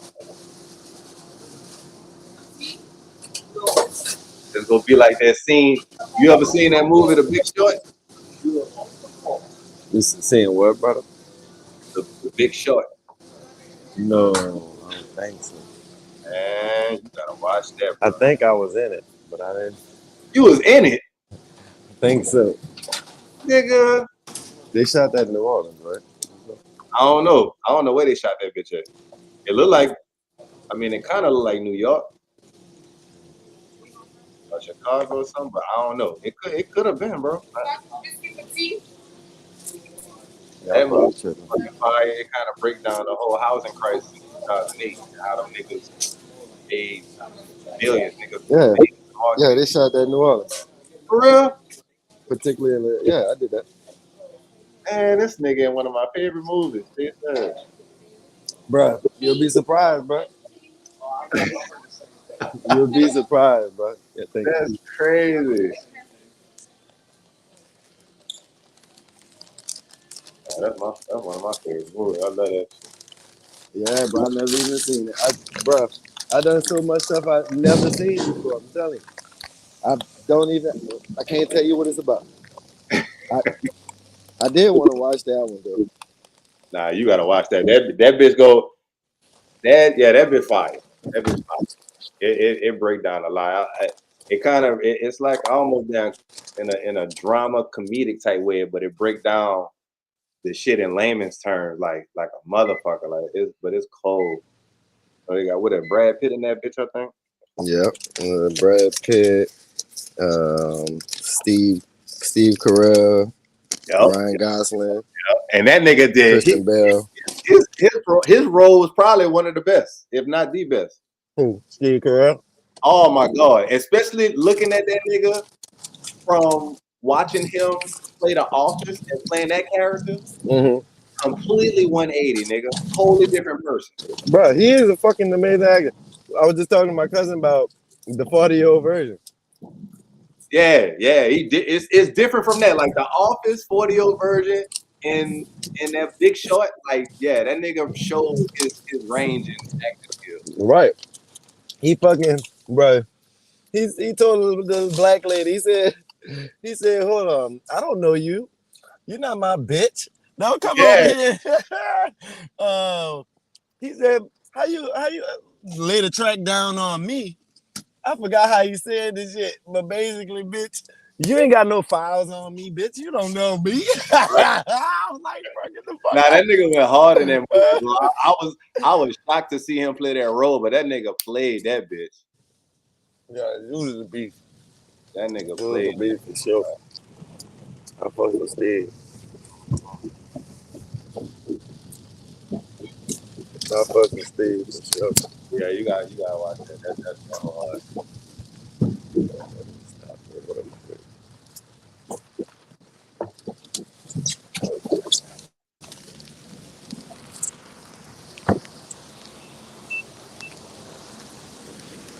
Shit.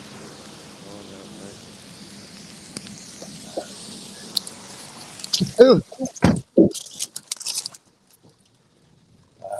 Cool. Back on this highway.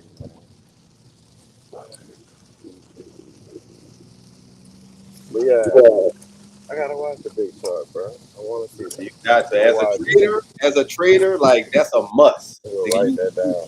It ain't no got to, like it's a must. You have to, cause then you just have a better understanding on what the fuck happened. Like you are really dead. Like they break that shit down so fucking hard, bro. I'm about to tell you something. Oh, I have the Big Short wrote down. I did, yeah. I did. We Have a Ghost, The Big Short, Hot Pursuit, Grudge Match, 12 Years a Slave, Mudbound, MTV Screen, Geostorm, Emancipation, Roots. That's just some of them. That nigga Starcross. Yeah, Geostorm. We shot that shit in the NASA. That's crazy. And the NASA station. Right. That shit was cool. This nigga, yeah. Shit, I did a stand there for Wolverine Origin. No, not Origin. Wolverine Logan. The one Logan. What you was Wolverine? Nigga, shut up. No, the movie Logan.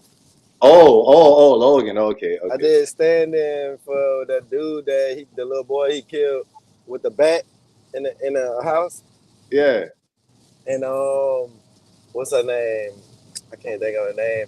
The chick that played in Money Talk, Chris Tucker wife. Yeah.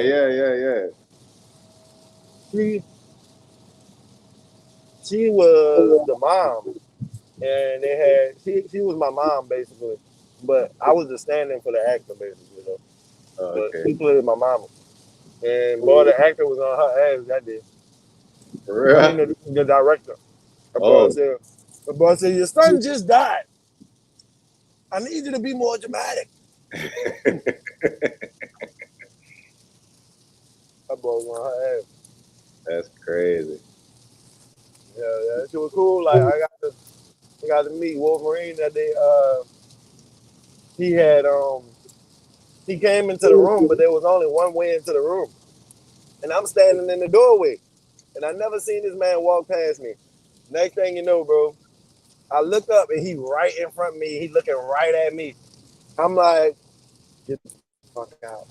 And he's smiling because he know I'm like my mind tripped up. Right. Like, where this nigga just came from, boy. You just did some real Wolverine shit. I'm sitting right here, and I have Wolverine in front of me and Professor X on the bed. I said, bro, this is fucking crazy. That's crazy, nigga. Crazy, bro. Wow, bro. That's fire. Yeah, bro. I said, he got fucking Wolverine, and he waved. He's like, when he looked at me, smiling, he waved at me. Like, oh shit. I couldn't even react though. Like I paused for like 3 seconds. I was so stunned. Yeah. I don't know if he took that as like he don't know, you know, he don't really fool me like that or what. But I literally didn't move because I was like paused. My whole body was like, what the fuck? Nigga caught me off guard, bro. That's like working the stage for Michael Jackson, and then you just happen to see that. Right, bro. Shit. Right. I mean, it's Hugh Jackman. It's not Michael Jackson, but it's the Wolverine. Yeah, it's a famous actor, so it's bro. And then nigga I playing fool with Wolverine. Yeah. I mean, I fool with Hugh Jackman. Nah, facts. That's crazy. That's crazy, bro. Yeah. It should be cool though to meet all those people, you know. Nah, real talk. That fucking Brush met that Kevin So you Hart. be like, when you be doing shit, do you actually be having like real like lines to say, or you just be doing more to like the physical action? Nah, more physical in the back type stuff. Sometimes they give us like stuff to say in the crowd. Like we might be all yelling something or something. Like, Right. man. Like, man, it was so funny. We were shooting Free Ray Sean. And fucking we in a crowd on the streets. Everybody screaming. Man, fuck y'all, man. Let BG out, bitch. Cut that fool. No, that shit was so funny, son. Like, I'm dying laughing at niggas, son.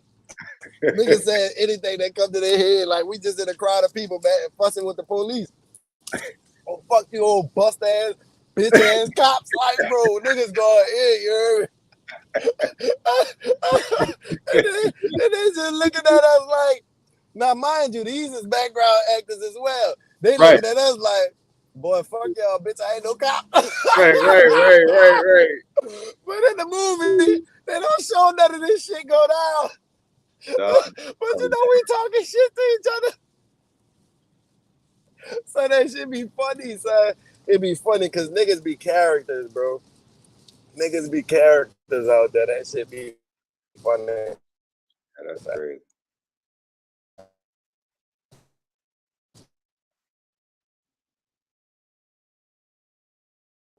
Nah, that's fine. I ain't gonna lie. I mean, when I did that one little movie, let BG out of jail. Murder, bitch. that shit was it was crazy when we had to do the movie, when we had to like, cause you know we was the main thing. I was in there for that for the scene when them niggas had the championship fucking dance off or whatever at the stadium, like at the end of the movie. On something else. Yeah, on Step It Up, and No, Stump the Yard, huh? Stump the Yard, yeah, Stump the Yard. Stump the I think Yard. said Step It Up. I know, that's what I thought you said.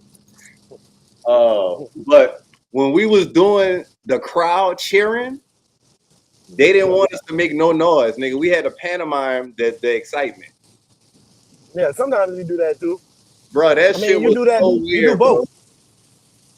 You do both, right? They made you do both, right? So fucking weird, bro. We had to do that, dog. Like, I was like, what the fuck? Nigga had to cheer, but not make no noise. Yeah, that shit do be weird, but we be cutting up. Like, you just gotta make that shit fun, man. Nah, Niggas bro, be cutting up. it was fun, but it was just like what the fuck? Niggas about to overdub the cheer. They made y'all do it with sound too, though, right?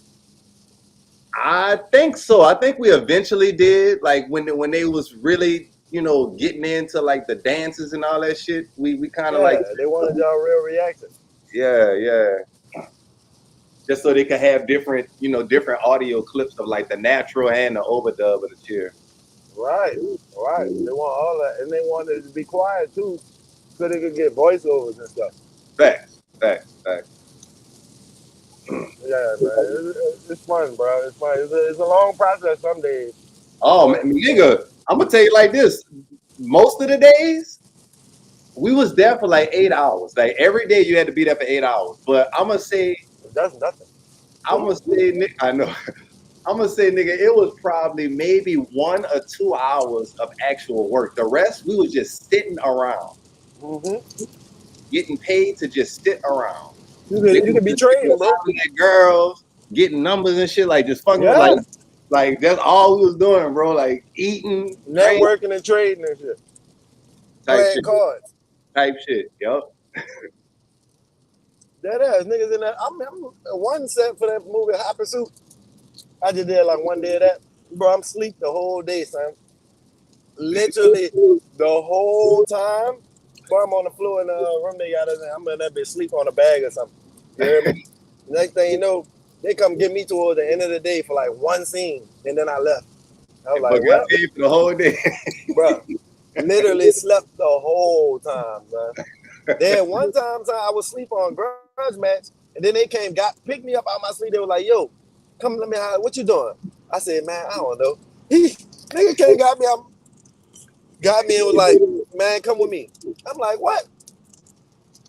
Next thing you know, I'm standing behind Robert De Niro in his corner on a fight. They got me in the corner, like at a boxing ring for Robert De Niro and Sylvester Stallone boxing fight. 2 old niggas fight. That's crazy. That shit was funny as hell. So, but they came got me. They came got me from doing some random shit to do that. So, did you is that scene in the movie?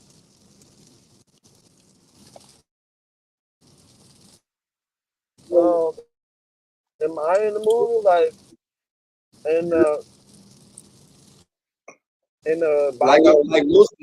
like some of the movies you did, like, are you actually in the most? Like, you could like physically see yourself in them bitches?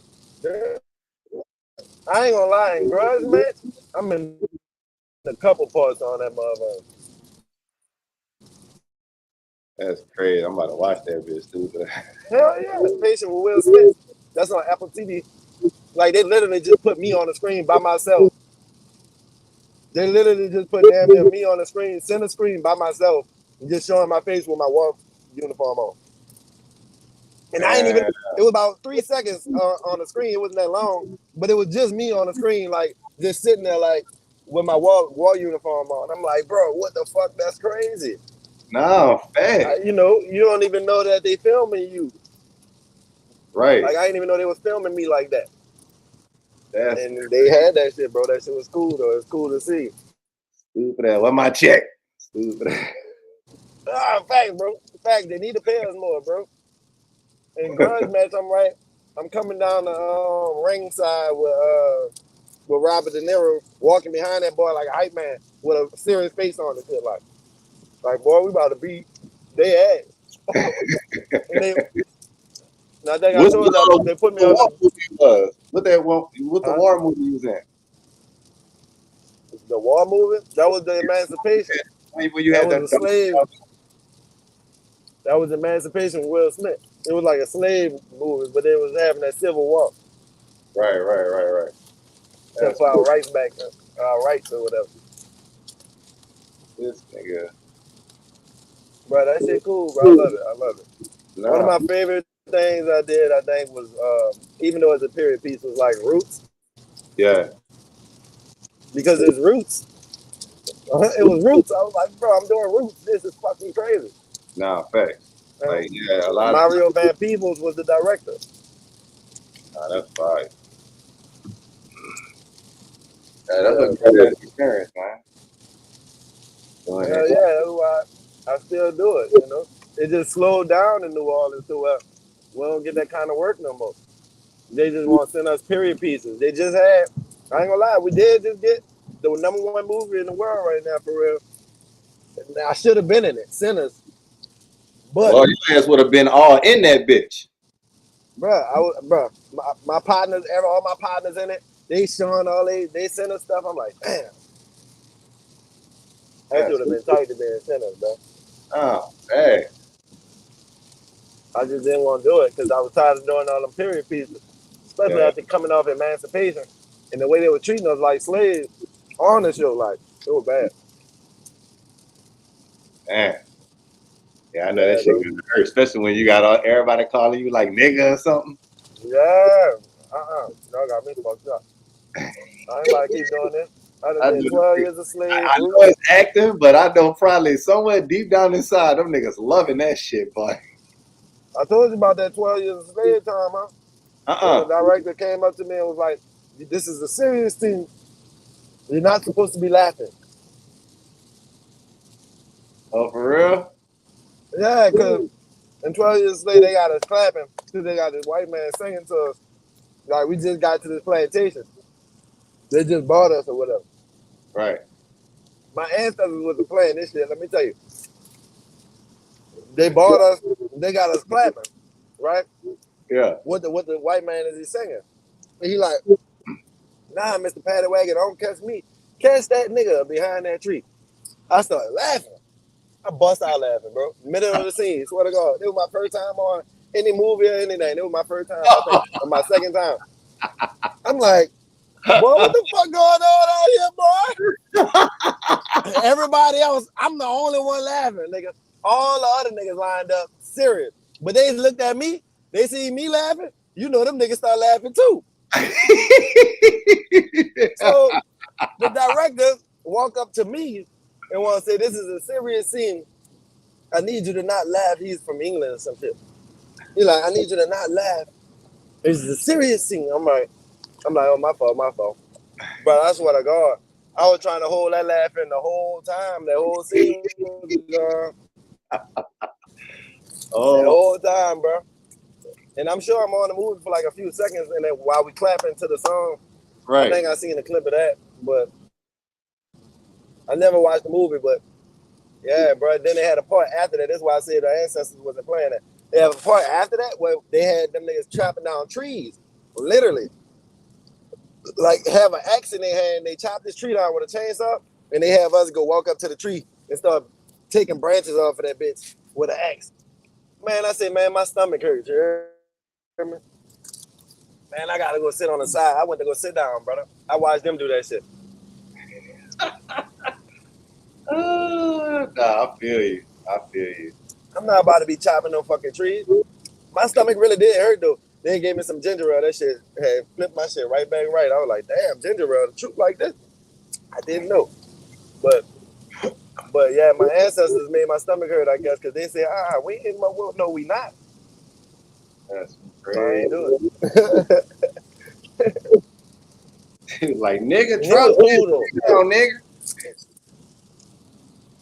Huh?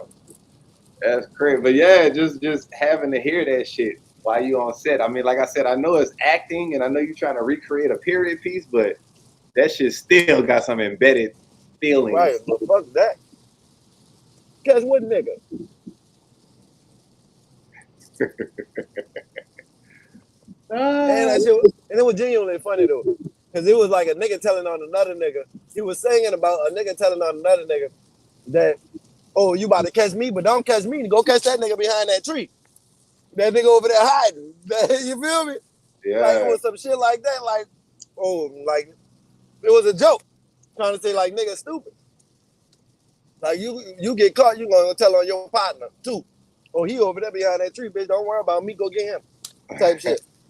You know, so that shit was genuinely funny. I'm like, I know they not.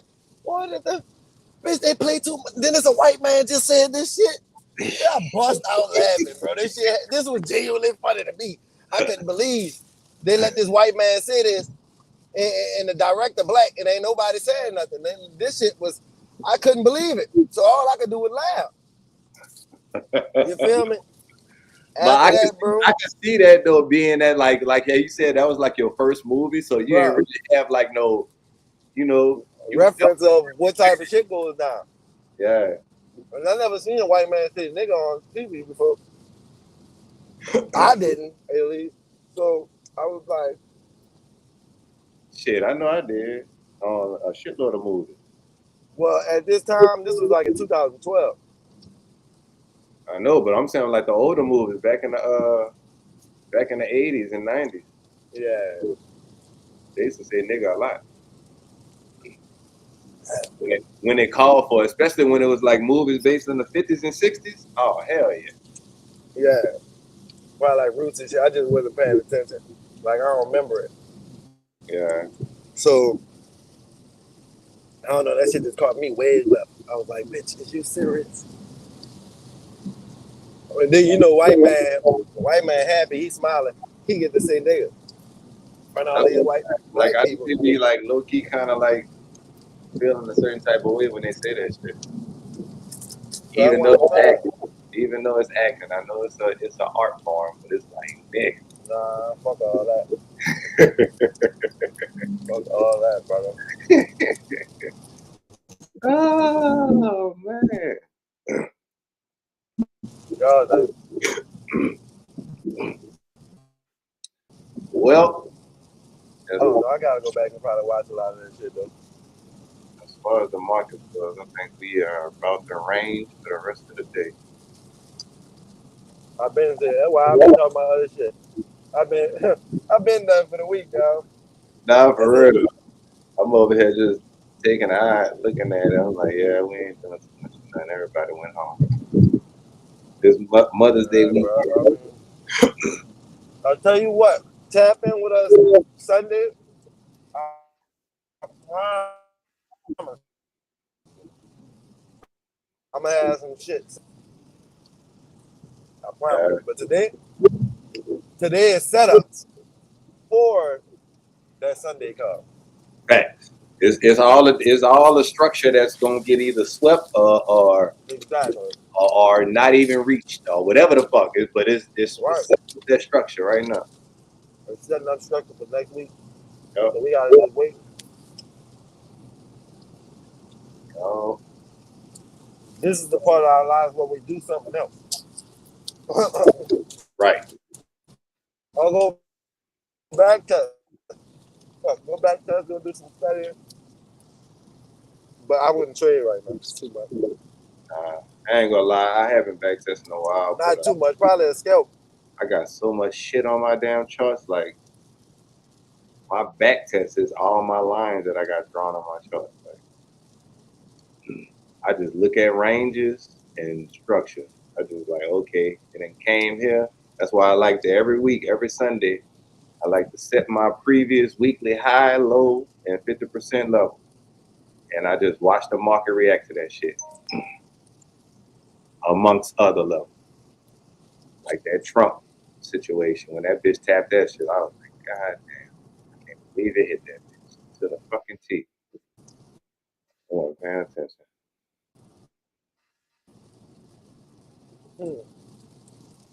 Yeah, bro. You gotta expect that sometimes. Yeah, yeah. It's like that's like November to now, nigga. What's that like? 6, 7 months? Like I was supposed to miss that. currently with that whole move. That bitch did 137 pips from that high, that Trump high. And that was from Tuesday to fucking Thursday last night.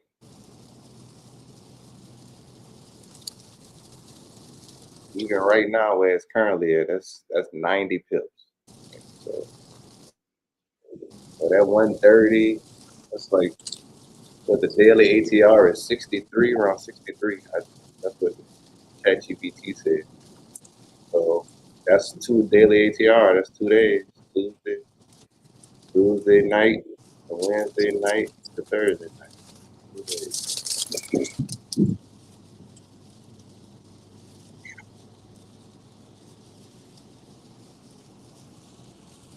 But I'm very excited for the future. I feel like, bro, the 25 bands around the corner at this point. Oh yeah. With my mindset right now. Oh yeah. And like I said, when I feel good, I do good in the market.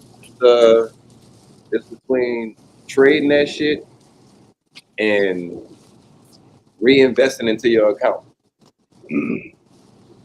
From those 2 actions, yeah, the 25K is, because I mean the markets are so volatile right now. Like it's from gold to equities to forex. Like you just move damn near every day. You just gotta scan whatever you trade and see what's the setup, you know, and take that move. Oh, we got gold doing something. Oh, it hit 33.43. Once I knew it was kind of gonna get here eventually. That's why I put the alert. This is like a good gold buy right now.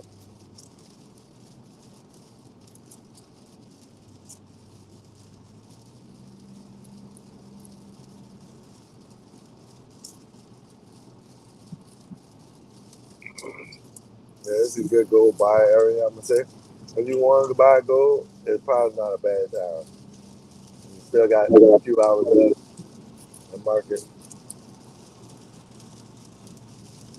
It already swept lows and is on its way up.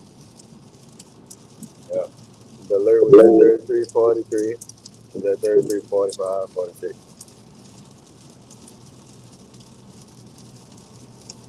But like I said, Motherfucker. the week. What the hell Bitcoin had recently did with his bitch ass trying to be sneaky. Went crazy. Bitch went to 104. 104. Yeah. It went crazy. 3. Question is, I mean, fucking Ethereum went crazy too, because I had a fucking entry at 1900. This bitch at 23. I should have held that bitch. That's 400 points. I had a full position there too. And you said Bitcoin did what, like 1100% in 2017? Damn near. A lot. Yeah. Yeah, I think it was about that much. Yeah. Oh shit. Let me see if fucking XRP look like it's busting again too. That's what I'm saying. I don't think Bitcoin, because what they said when you sent me that screenshot, I think they were saying one of the big things that made Bitcoin jump like that was the fact that they had those futures that got created on it. They had just got approved for their futures. CME futures in December. Well, that was December, so maybe it wasn't that, but that was probably the anticipation. Retail interest, media coverage, and the launch of Bitcoin. This was from 900 to 1300%. That whole did.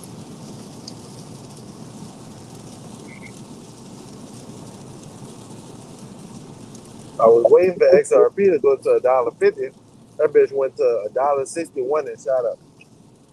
I got alert at $1.51. That bitch hit that $1.51. I was about to buy it like it was new tomorrow. So,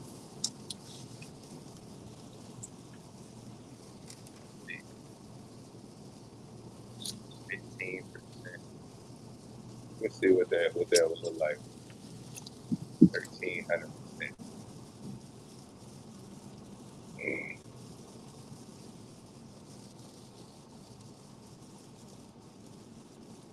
But I think that's gonna be more of a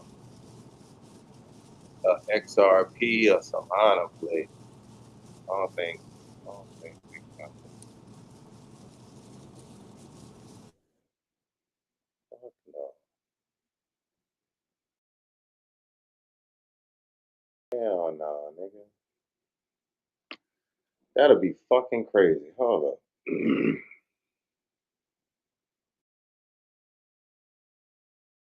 So you mean to tell me in 2017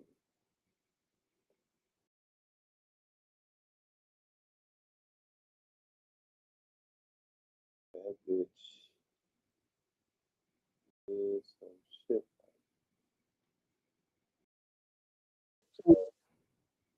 2017.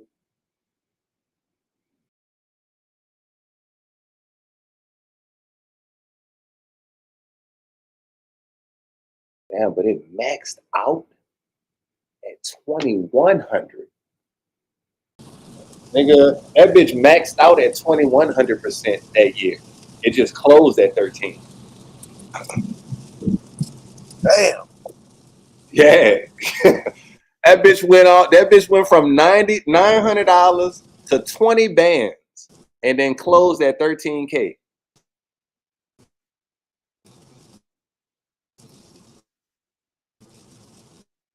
I don't think Bitcoin is gonna do another 1,300% because if it did, that would be fucking, let me see. That would be a crazy ass amount.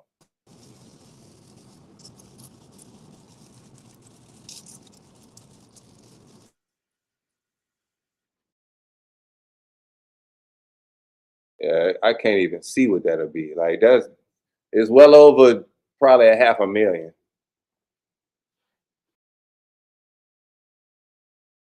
Well over 500,000. Shit, it's probably $1 million.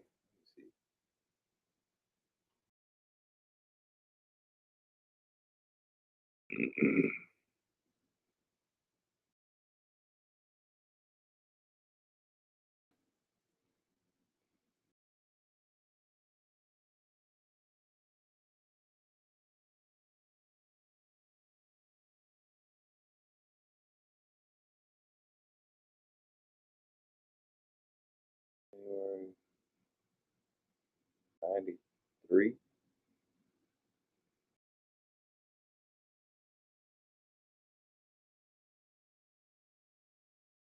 So 1,300. Yeah, nigga, that's like close to 1.1 million.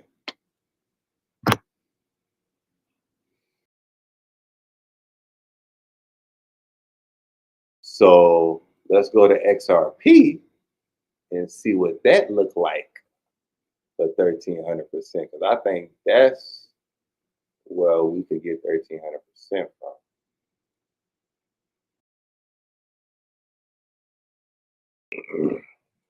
That bitch. Shit, what XRP did that first year?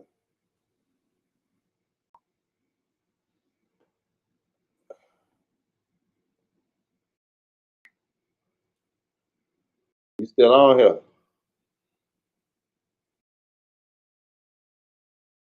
Jump back in.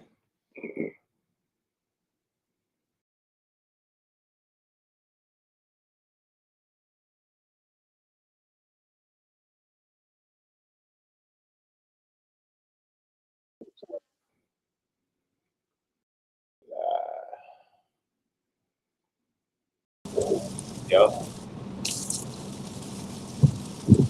Yo, XRP did.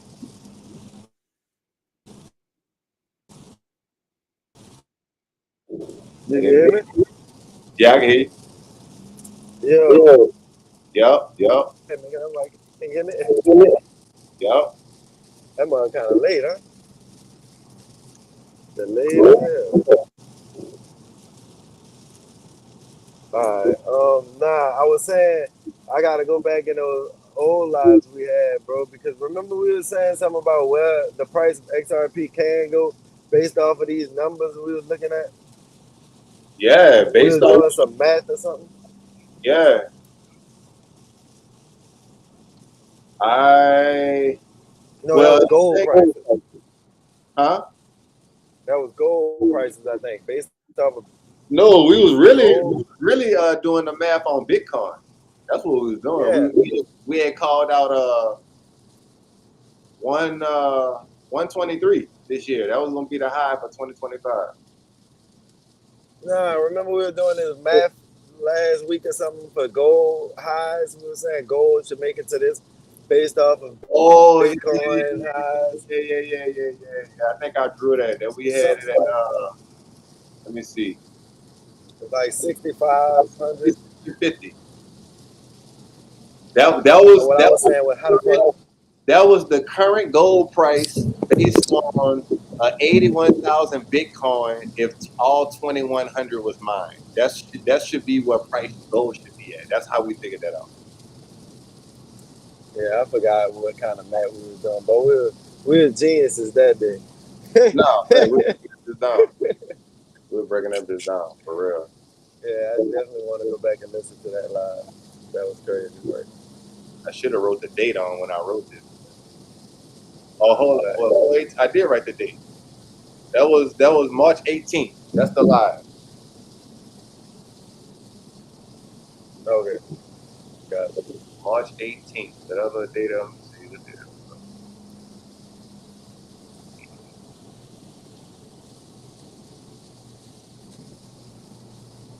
It was that far back for that was like last week we was doing that.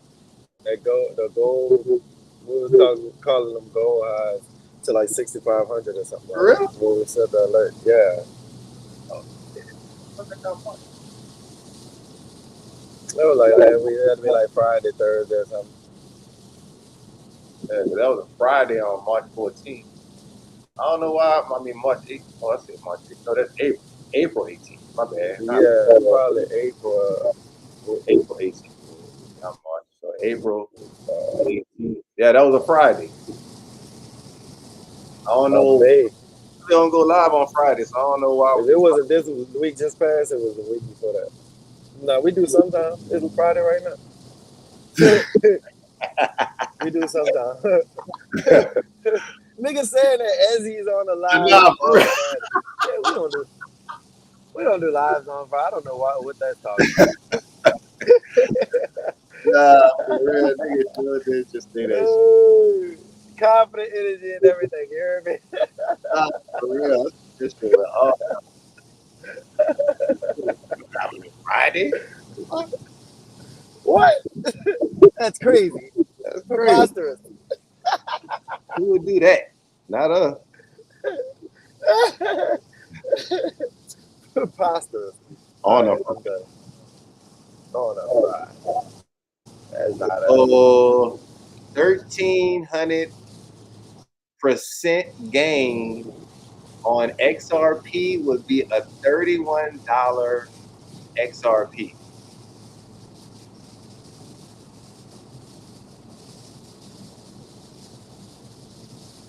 That's 1,300%. 31% would be how much?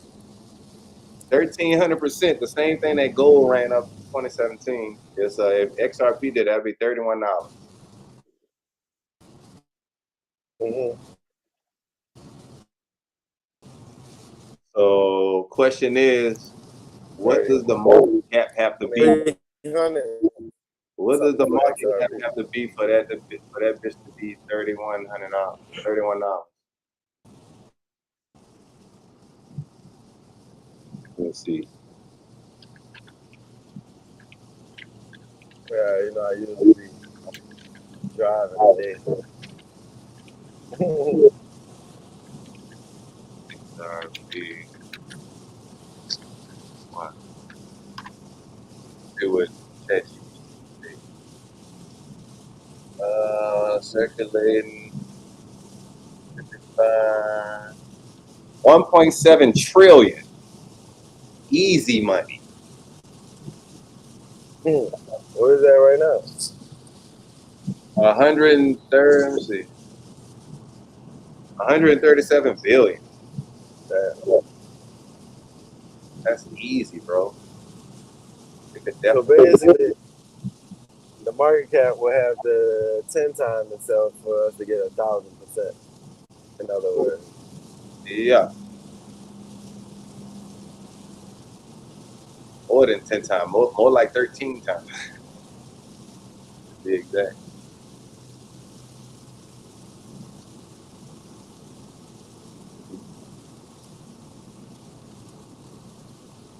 $1.7 trillion. That's baby money.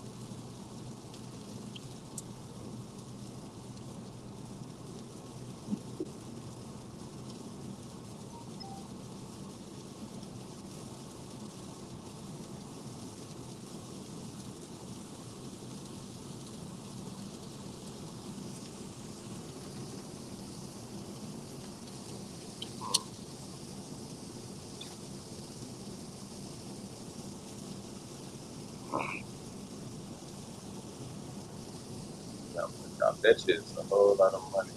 That income.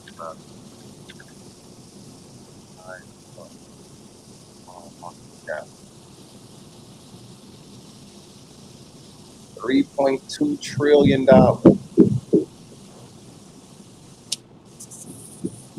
Bitcoin market cap is currently $2 trillion.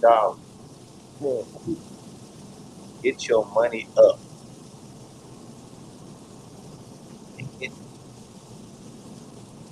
I said GPT, what you got to do to get $1 trillion?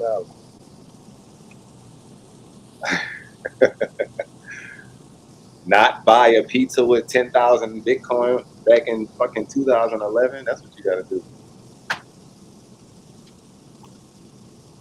Not buy a pizza, buy a Bitcoin. Yeah, remember that nigga, that dude that bought, he was the first person that purchased something with Bitcoin. He bought a pizza with 10,000 Bitcoin.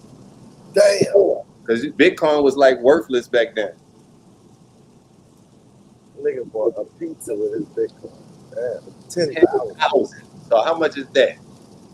What's 10,000 times fucking? Boy, I know that fucking pizza man lit, you heard me? Shit, if they even got it, they probably didn't sold that shit for some more dough. Like, you know, Bitcoin was like basically 10,000 Bitcoin was probably worth $5, $10. But ain't nobody thought that shit was gonna be worth nothing. Them niggas probably That's got crazy. it. How If many they years held it's it, been? yeah, if they held it, they are. Let me see how much that is. Where we How at? many years ago that was? Let me see. $5. When did the guy buy pizza by Bitcoin? Bitcoin Pizza Day, May 22nd, 2010, 2010. It's a programmer paid 10,000 Bitcoin for 2 large pizzas, okay, from Papa John's. At the time, 10,000 Bitcoin was worth about $41.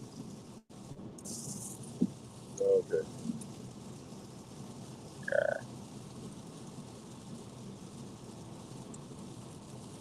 In 2021, if he would have held that hold to the high of 2021, which was 11 years, that Bitcoin would have been worth $690 million. And currently, what would it be worth?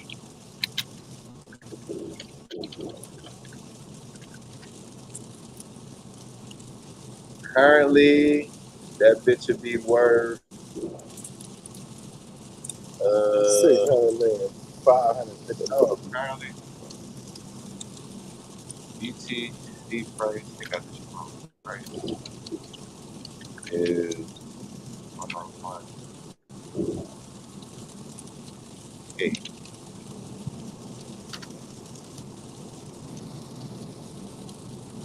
Bro, it's literally been raining since $1 billion. $1 billion. That's how much it'd be worth. Exactly 1 billion. 1 billion. He would be a billionaire just by holding it for 11 years. Damn. I mean, think about it, bro. Think about it. That shit was $40. Bro. Think about it. It was $40, fam. He spent $40 on that shit. How many times he could have bought 10,000 Bitcoin? Y'all better stack up on his XRP. I'm telling you. How much it is to get 10,000 XRP right now? Answer that for me. That's probably a few racks. Let's see. XRP is it ain't as easy as it used to be. Price is 2.3. Shit, you're gonna need about $20,000, huh? Let me see. 2.34. Yeah, like 23, bro.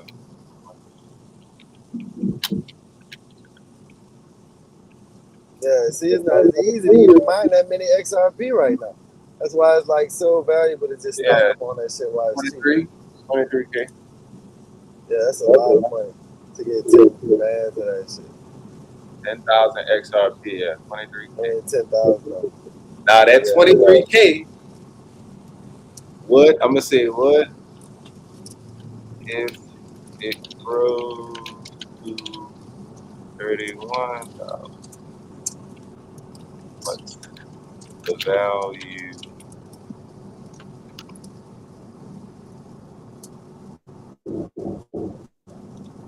Oh, that's easy. I don't know why I'm doing that. So that 23K would grow to 310,000. If it gets to 31,000. So what if you get 1,000 of XRP, like $1,000 worth, right now? If you get 1,000 XRP, then it's 2,300. So it's basically whatever the price is. The price is $2.34. So 2,300, 23, 400, yeah, 40.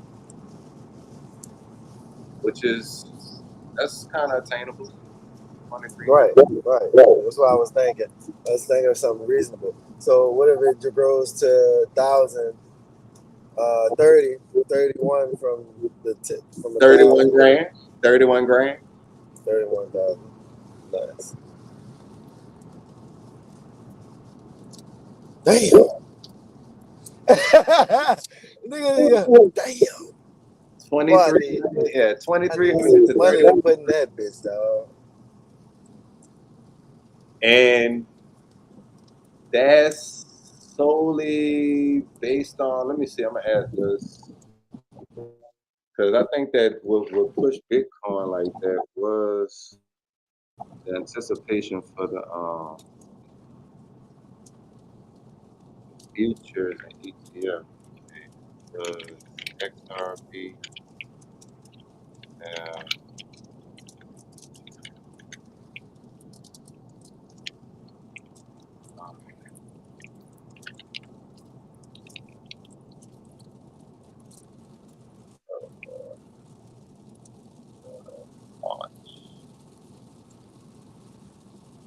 And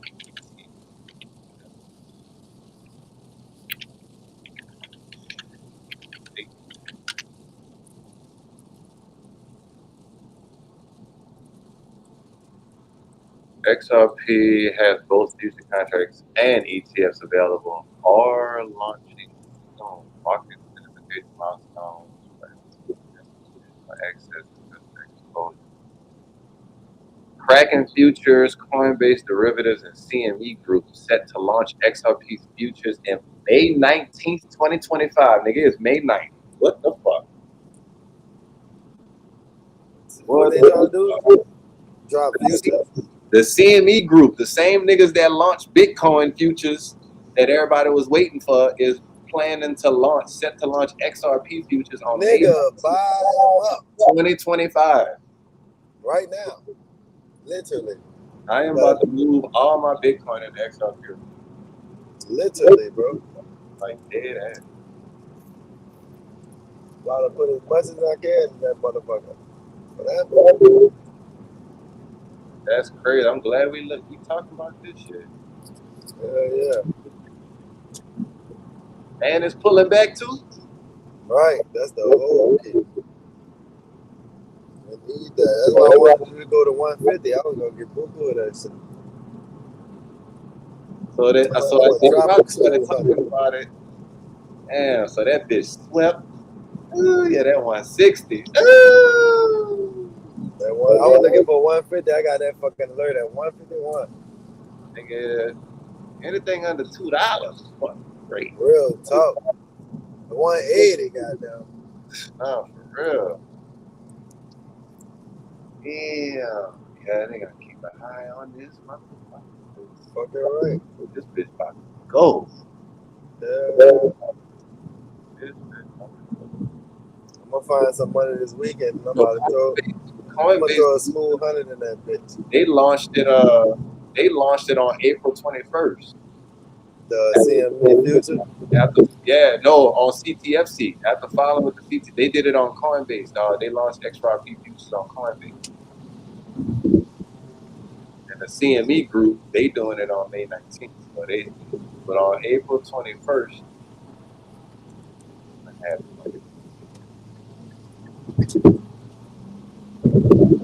oh yeah, we started pushing from that. I was like, that was a great buy, and it just retested to that price.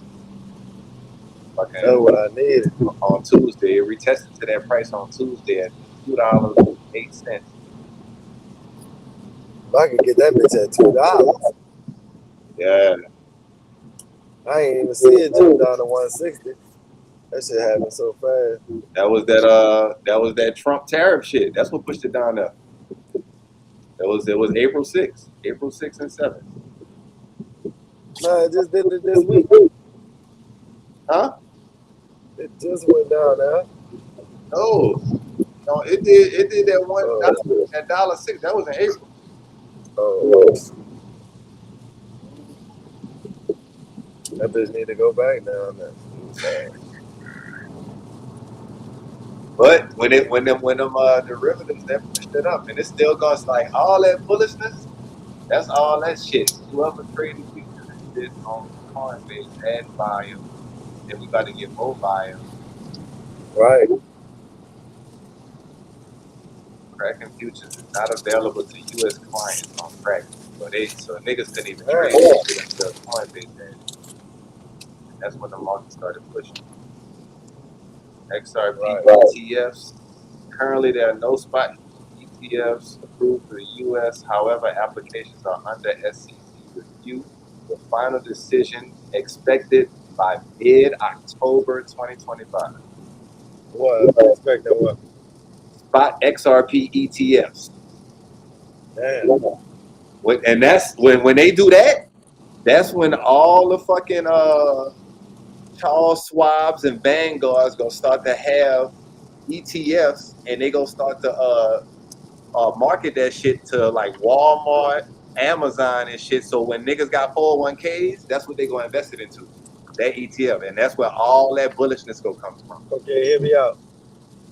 By that time though, XRP already gonna be at $4-5 before it even happens. Facts, yeah, facts. Like it's probably about to go to that before the summertime, like before July type shit. Man, get in. Like I said, I might have just start doing it a little bit at a time, bro. If you could do $10 a week, that's better than nothing. It's better than nothing missing out on the whole move. You know what I'm saying? $10 a week, $20, whatever you can afford. $5, but put something in that bitch. Cause guess what? That shit go to 31 from $100. That's $3,000 from right now. So so they waiting for spot ETF, but they do somebody pro shares in this tech I don't know, tech cream, I guess, T cream. whatever. They launched the first U.S.-based XRP futures ETF. So it's not a spot ETF; it's a futures ETF on April 8th under the ticker XXRP, and it's a 2x leverage ETF. So they say it aims to double the daily return of XRP. So that's stock market. Why this white girl just did that dumbass shit? April. And this other one, ProShares, they got an SEC approval for 3 XRP future ETFs, not a spot. But they postponed their launch date. It was supposed to be April 30th, but they postponed that one. So they ain't even launched out.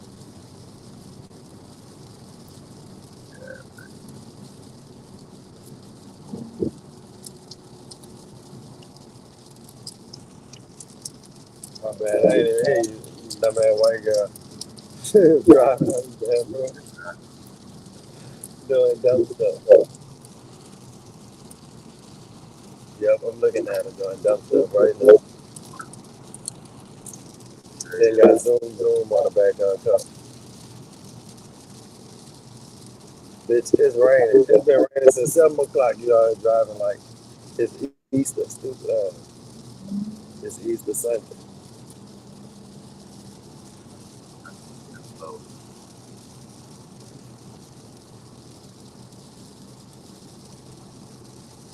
Boom, boom, boom.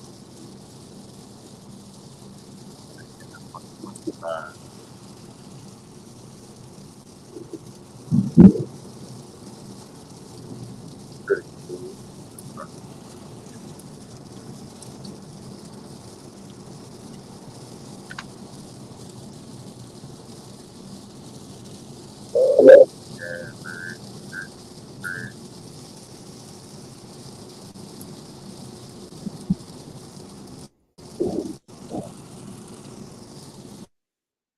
XRP still got a lot of bullishness to go through.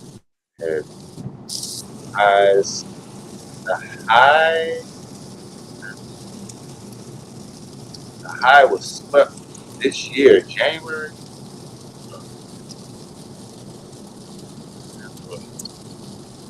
January 16th. That's when the high of XRP swept.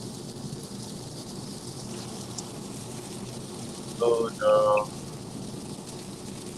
let's start to break back above the structure on the current date. We do. We should be off the rate.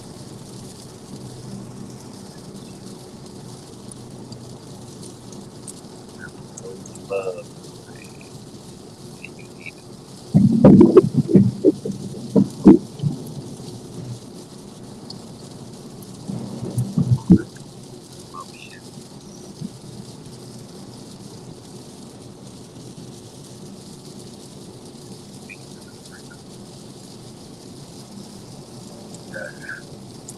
How long you got to get to that bitch?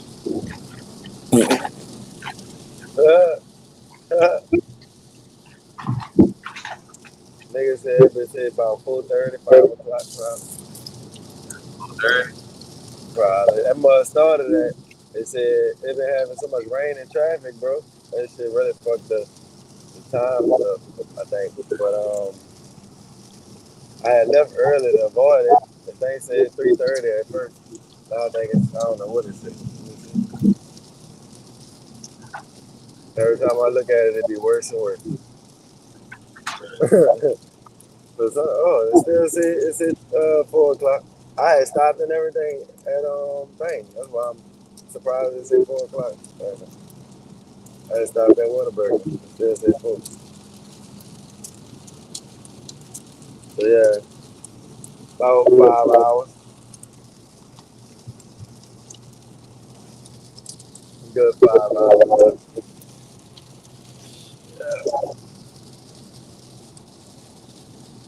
I ain't tripping, bro. I like driving and shit. Like traveling. I love traveling. So, That's my favorite thing to do. I'd rather take a road trip any day than catch a flight. Facts. Then I'm driving my own car, so I'm testing it out on a road type of deal. Because I haven't put it on the road in a minute. Shit, about 3 years since I went and bought my dog in Texas.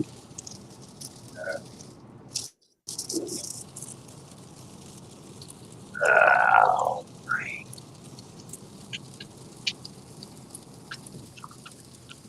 It's driving real smooth though. Real smooth.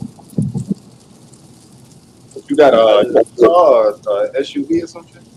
nah, man, Infinity. And You know, the car. But it's driving smooth. I just can't go over a certain speed. My shit starts driving retarded. Starts driving rough.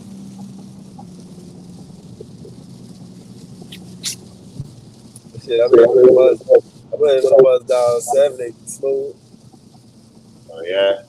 So what the speed limit be going up to like 80 on that bitch, huh? 70, I think, for the most part, 70, 75. Probably in Texas, they probably get up to Yeah, I know it from 80. Dallas going to Houston, boy. That bitch get all the way up to 80, boy. Niggas be autopilot. Yeah, in Texas. Them niggas be going 100. Yeah. They be like, the new rule, you could go 20 over. Nah, you go to jail too. They don't usually send people to jail for speed. So.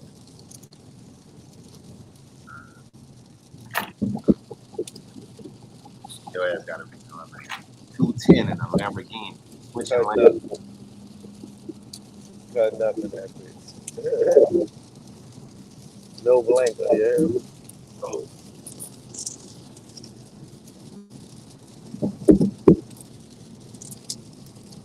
Yeah, it's been a smooth ride. I just hope all this fucking rain stop once I get there, cause I'm winning, like damn, it's been raining since I woke up.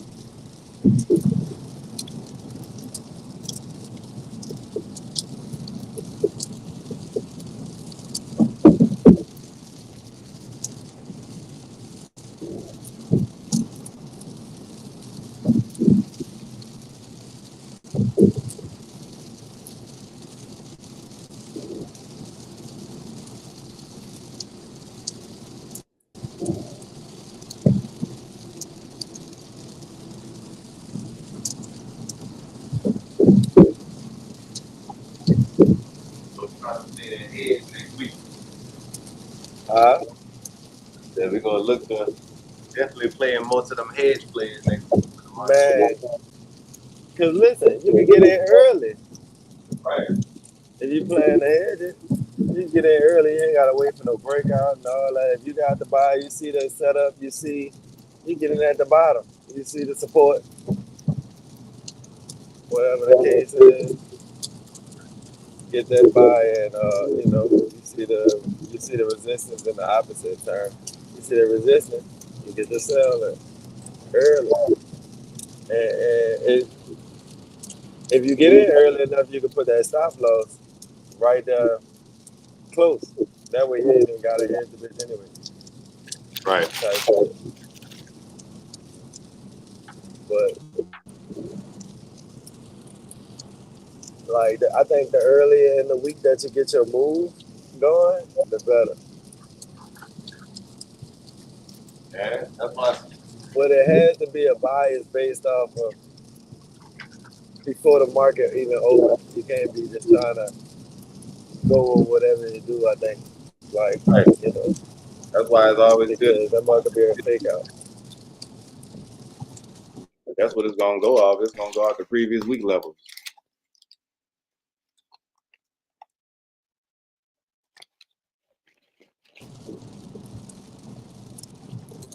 So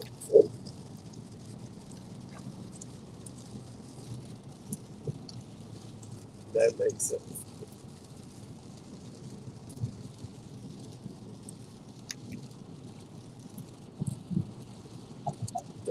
earlier the better, bro. Cause I'm telling you, man, you'll miss a whole move overnight on a Sunday night. Now, like it used to wait till Monday too. I remember when the market used to wait till late Monday morning, Tuesday to get a move. Nah, they know we ready. You heard me? These Mm-hmm. retailers ain't playing. These retailers hungry. They be ready. So as soon as the market's open, it ain't the market's not what it used to be 5 years. You can't think about what the market was 5 years ago. That's it's a whole new ball game. I'm telling you, I don't live the Real whole talk. 5 years in the market. It's a whole new ball game from when I got in. People used to not trade on Mondays. Nigga, Monday is when the move happens. Mm-hmm. You gonna miss out not trading on Monday now. Nah, I remember that shit. Like sometimes people say don't trade on Friday. Nigga, a year ago, Friday was when the move was happening. Like, you know what I'm saying? Like it changes. It's rhythmic. It's like you just gotta be on point with what's happening now. Right. Type shit. Now the moves are happening on Sunday morning, Monday morning, bro. And if it don't happen by Wednesday, it's gonna reverse. I'm thinking. But type shit. Nah, Sunday do be the move though. Sunday been moving, bro. Shit be happening early. By Wednesday, this shit ready to reverse for real. Cause it done made the whole move by the end of Tuesday. Especially when that bitch trending. You know, you gonna catch a little pullback on Sunday. Maybe it might go late into Monday, but that early in the week, like something like gold. I know gold be busting Especially gold, bro. Especially gold. Gold be That's busting the soon as the market open. If you don't catch soon as it open, it's gone. that, out of there. I'ma holler at y'all tomorrow, you know what I mean? Next week. Matter of fact. I'ma holler at y'all next week. Cause you ain't even gonna get a clean position till next week. Unless you sell at this top and see how far down it's gonna go type shit. Might catch you a few points. You catch you a good 200 pips easy. Right. Selling from the top. Like, cause I be seeing them tops, dog, and I be like, this for sure the top. No, this bitch done moved 1,500, 2,000, 2,000 pips. Like, yeah, it's definitely the top. You know what I'm saying? Like, it ain't got nothing to do but sell from there.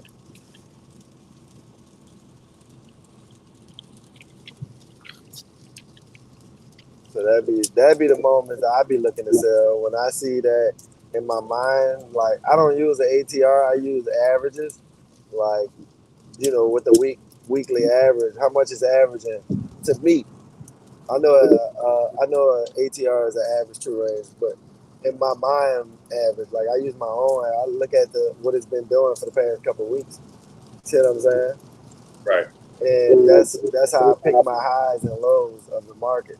Like what it's gonna do this week. All right, it did 100 pips last week. It's probably gonna do no more than 100, 120 this week. You know what I'm saying? So after I see 120, 150 done came, I'm like, I know that bitch ain't about to do no more than 150.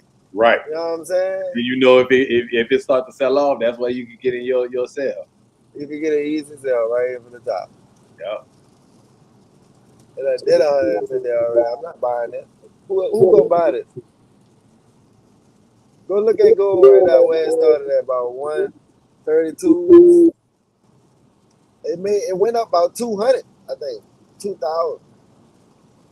Depends with like 200 points. Yeah. Since that low is created on at 9 o'clock. That's 30, shit crazy. 33.20 to 33.45. What's that? That's 200 pips or 250. From 33.20 to 35.20. No, 33.20 to 33.45. So like 25 pips. That's like 250 pips. 33.20 to 33. Yeah, something like that. I thought you were talking about from that low 33.20 to like 35.20. Like that's like 2,000. Right. And they did that in a week. Like, what's the high of this week? Oh, gold. Like, how high it made it to?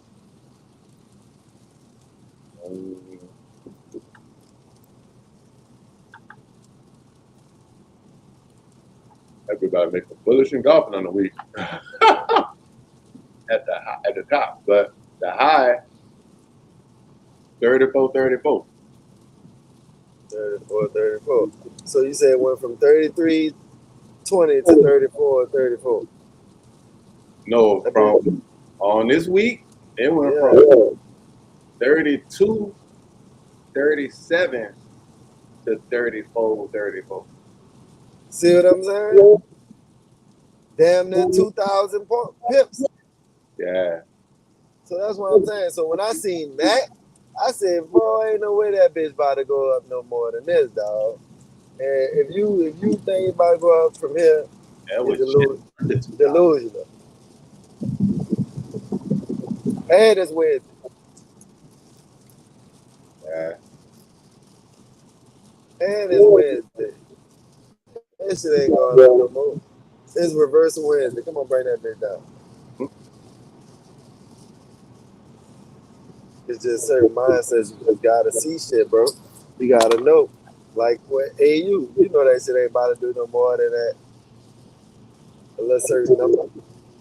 Facts. Like I know the average true range on AU based on a couple of days ago is 63.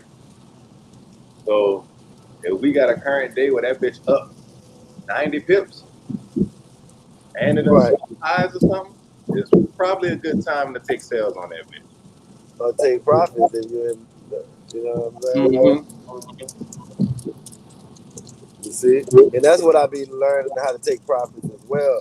Like just take it at the high of the week. Wherever you think the high of the week at, you done made your money for the week. You done bought at the lows on Sunday. You take profit wherever you think the high is of the week. I usually like, me personally, I usually like about, say if it's on average do about 100, right? Just as a random number. I usually like to take at least 150 to 200. It's what really good trending markets because them things are like gold. Like you see what gold did. That shit it'll usually do 100. That bitch will be that week. On a good week, where you see that bitch busting like the way it was, man, you might well just hold that bitch, dog, till Wednesday and see how high it get you.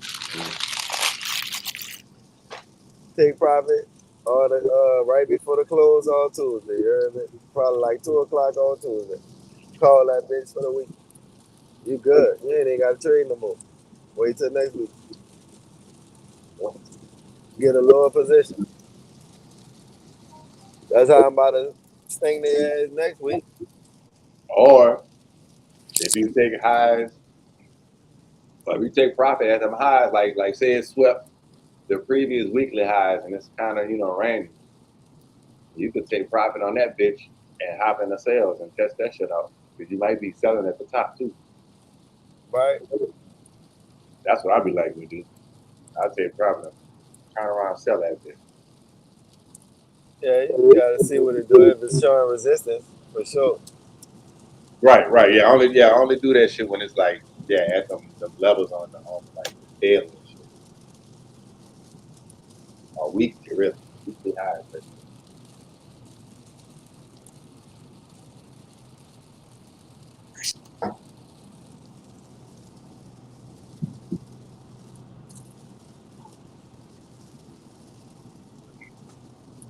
I wish it just wasn't raining and all that. So the brother could ride smooth. See, Dollars, close, error.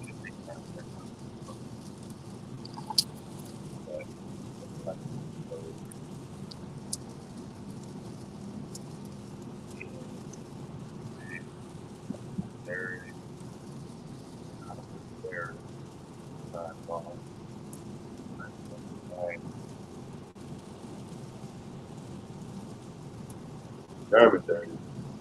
Pushing. That bitch like, oh, still pushing the beta high. Crazy.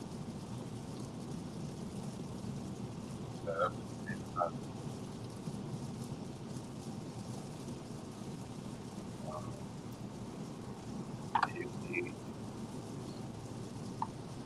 people heart attack right now. Right.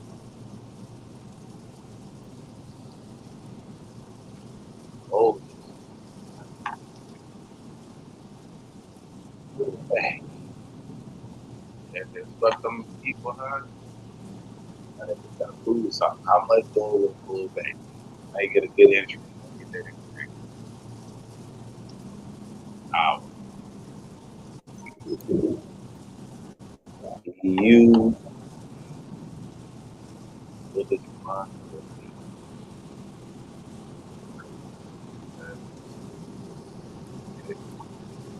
Look at the dollar.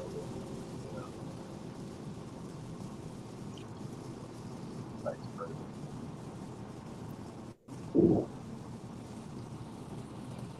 they put that in the range. Dollar go up, you go up, dollar go down.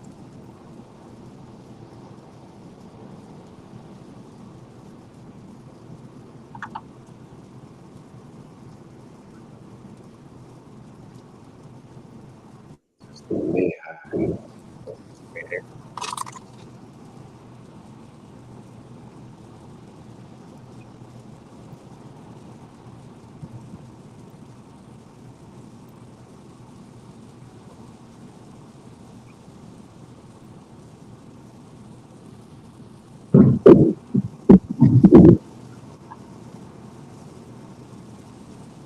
Area.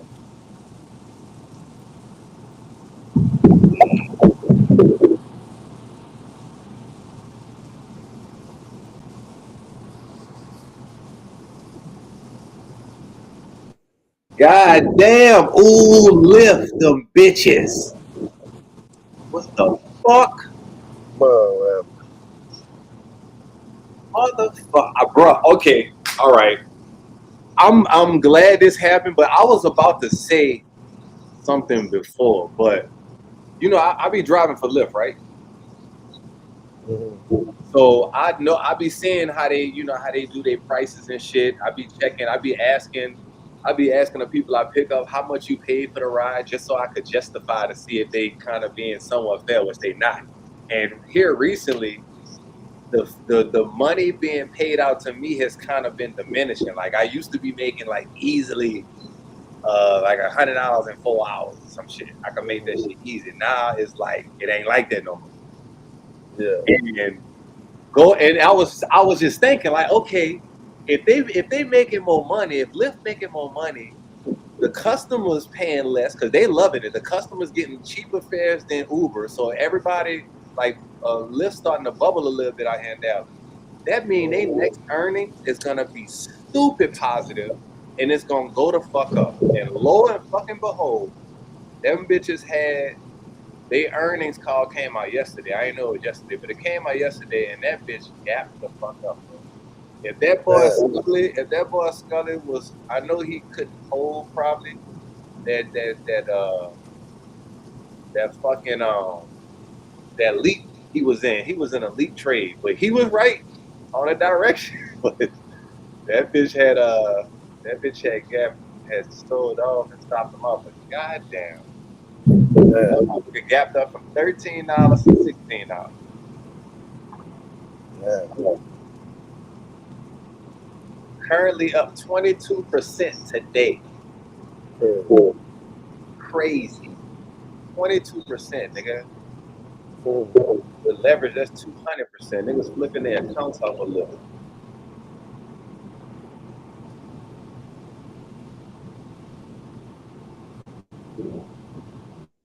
That's crazy, man.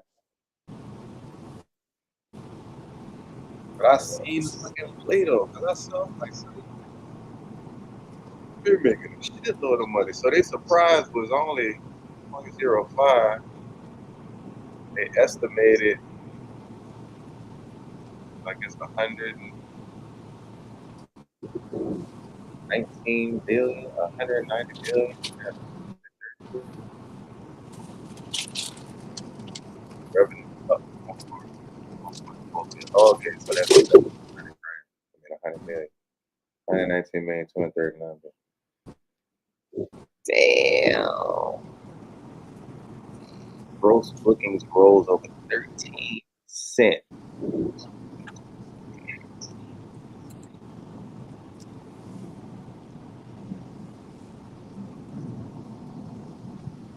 That's fucking crazy.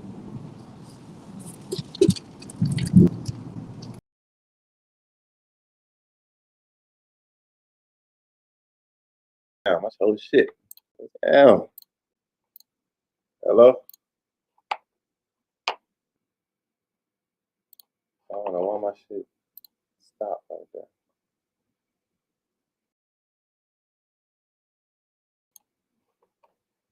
Damn. Motherfucking look. And they got another earnings on July 30th, Wednesday. And they estimating a $250 billion earnings.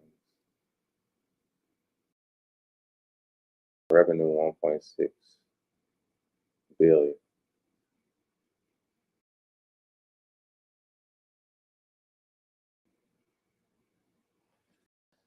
Yeah, that's fucking crazy.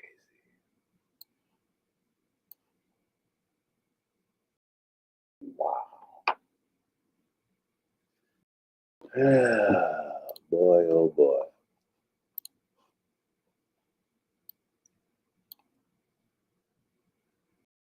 That started out a couple of weeks ago.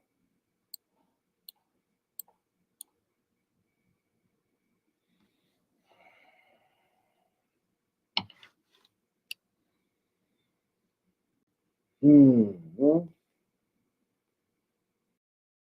don't like that shit. I don't like that shit at all.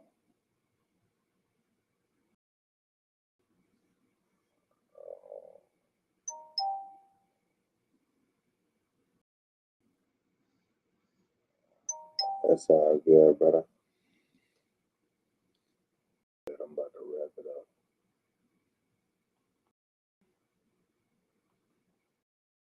I'm about to wrap it up now. You heard? But yeah, very shocking to see. I kind of felt it. But damn.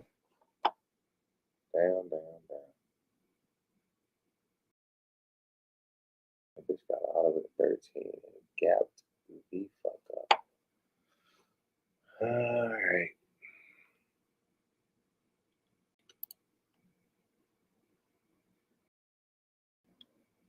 Capped up to it. 12. So that bitch was pre-market trade. 12%. It went up another 10. Wow. Alright, we out. We'll be back Sunday. See what the hell AU is doing. Still pulling back right now. Trying to fight that range it was breaking out from right here. So fake out to the upside. Broke down, retest. We break this low, break back under the 50% level of 60 for 12. And hopefully we'll be back entertaining this 63.95. But other than that, we're going to see what we had on Sunday. We out, man.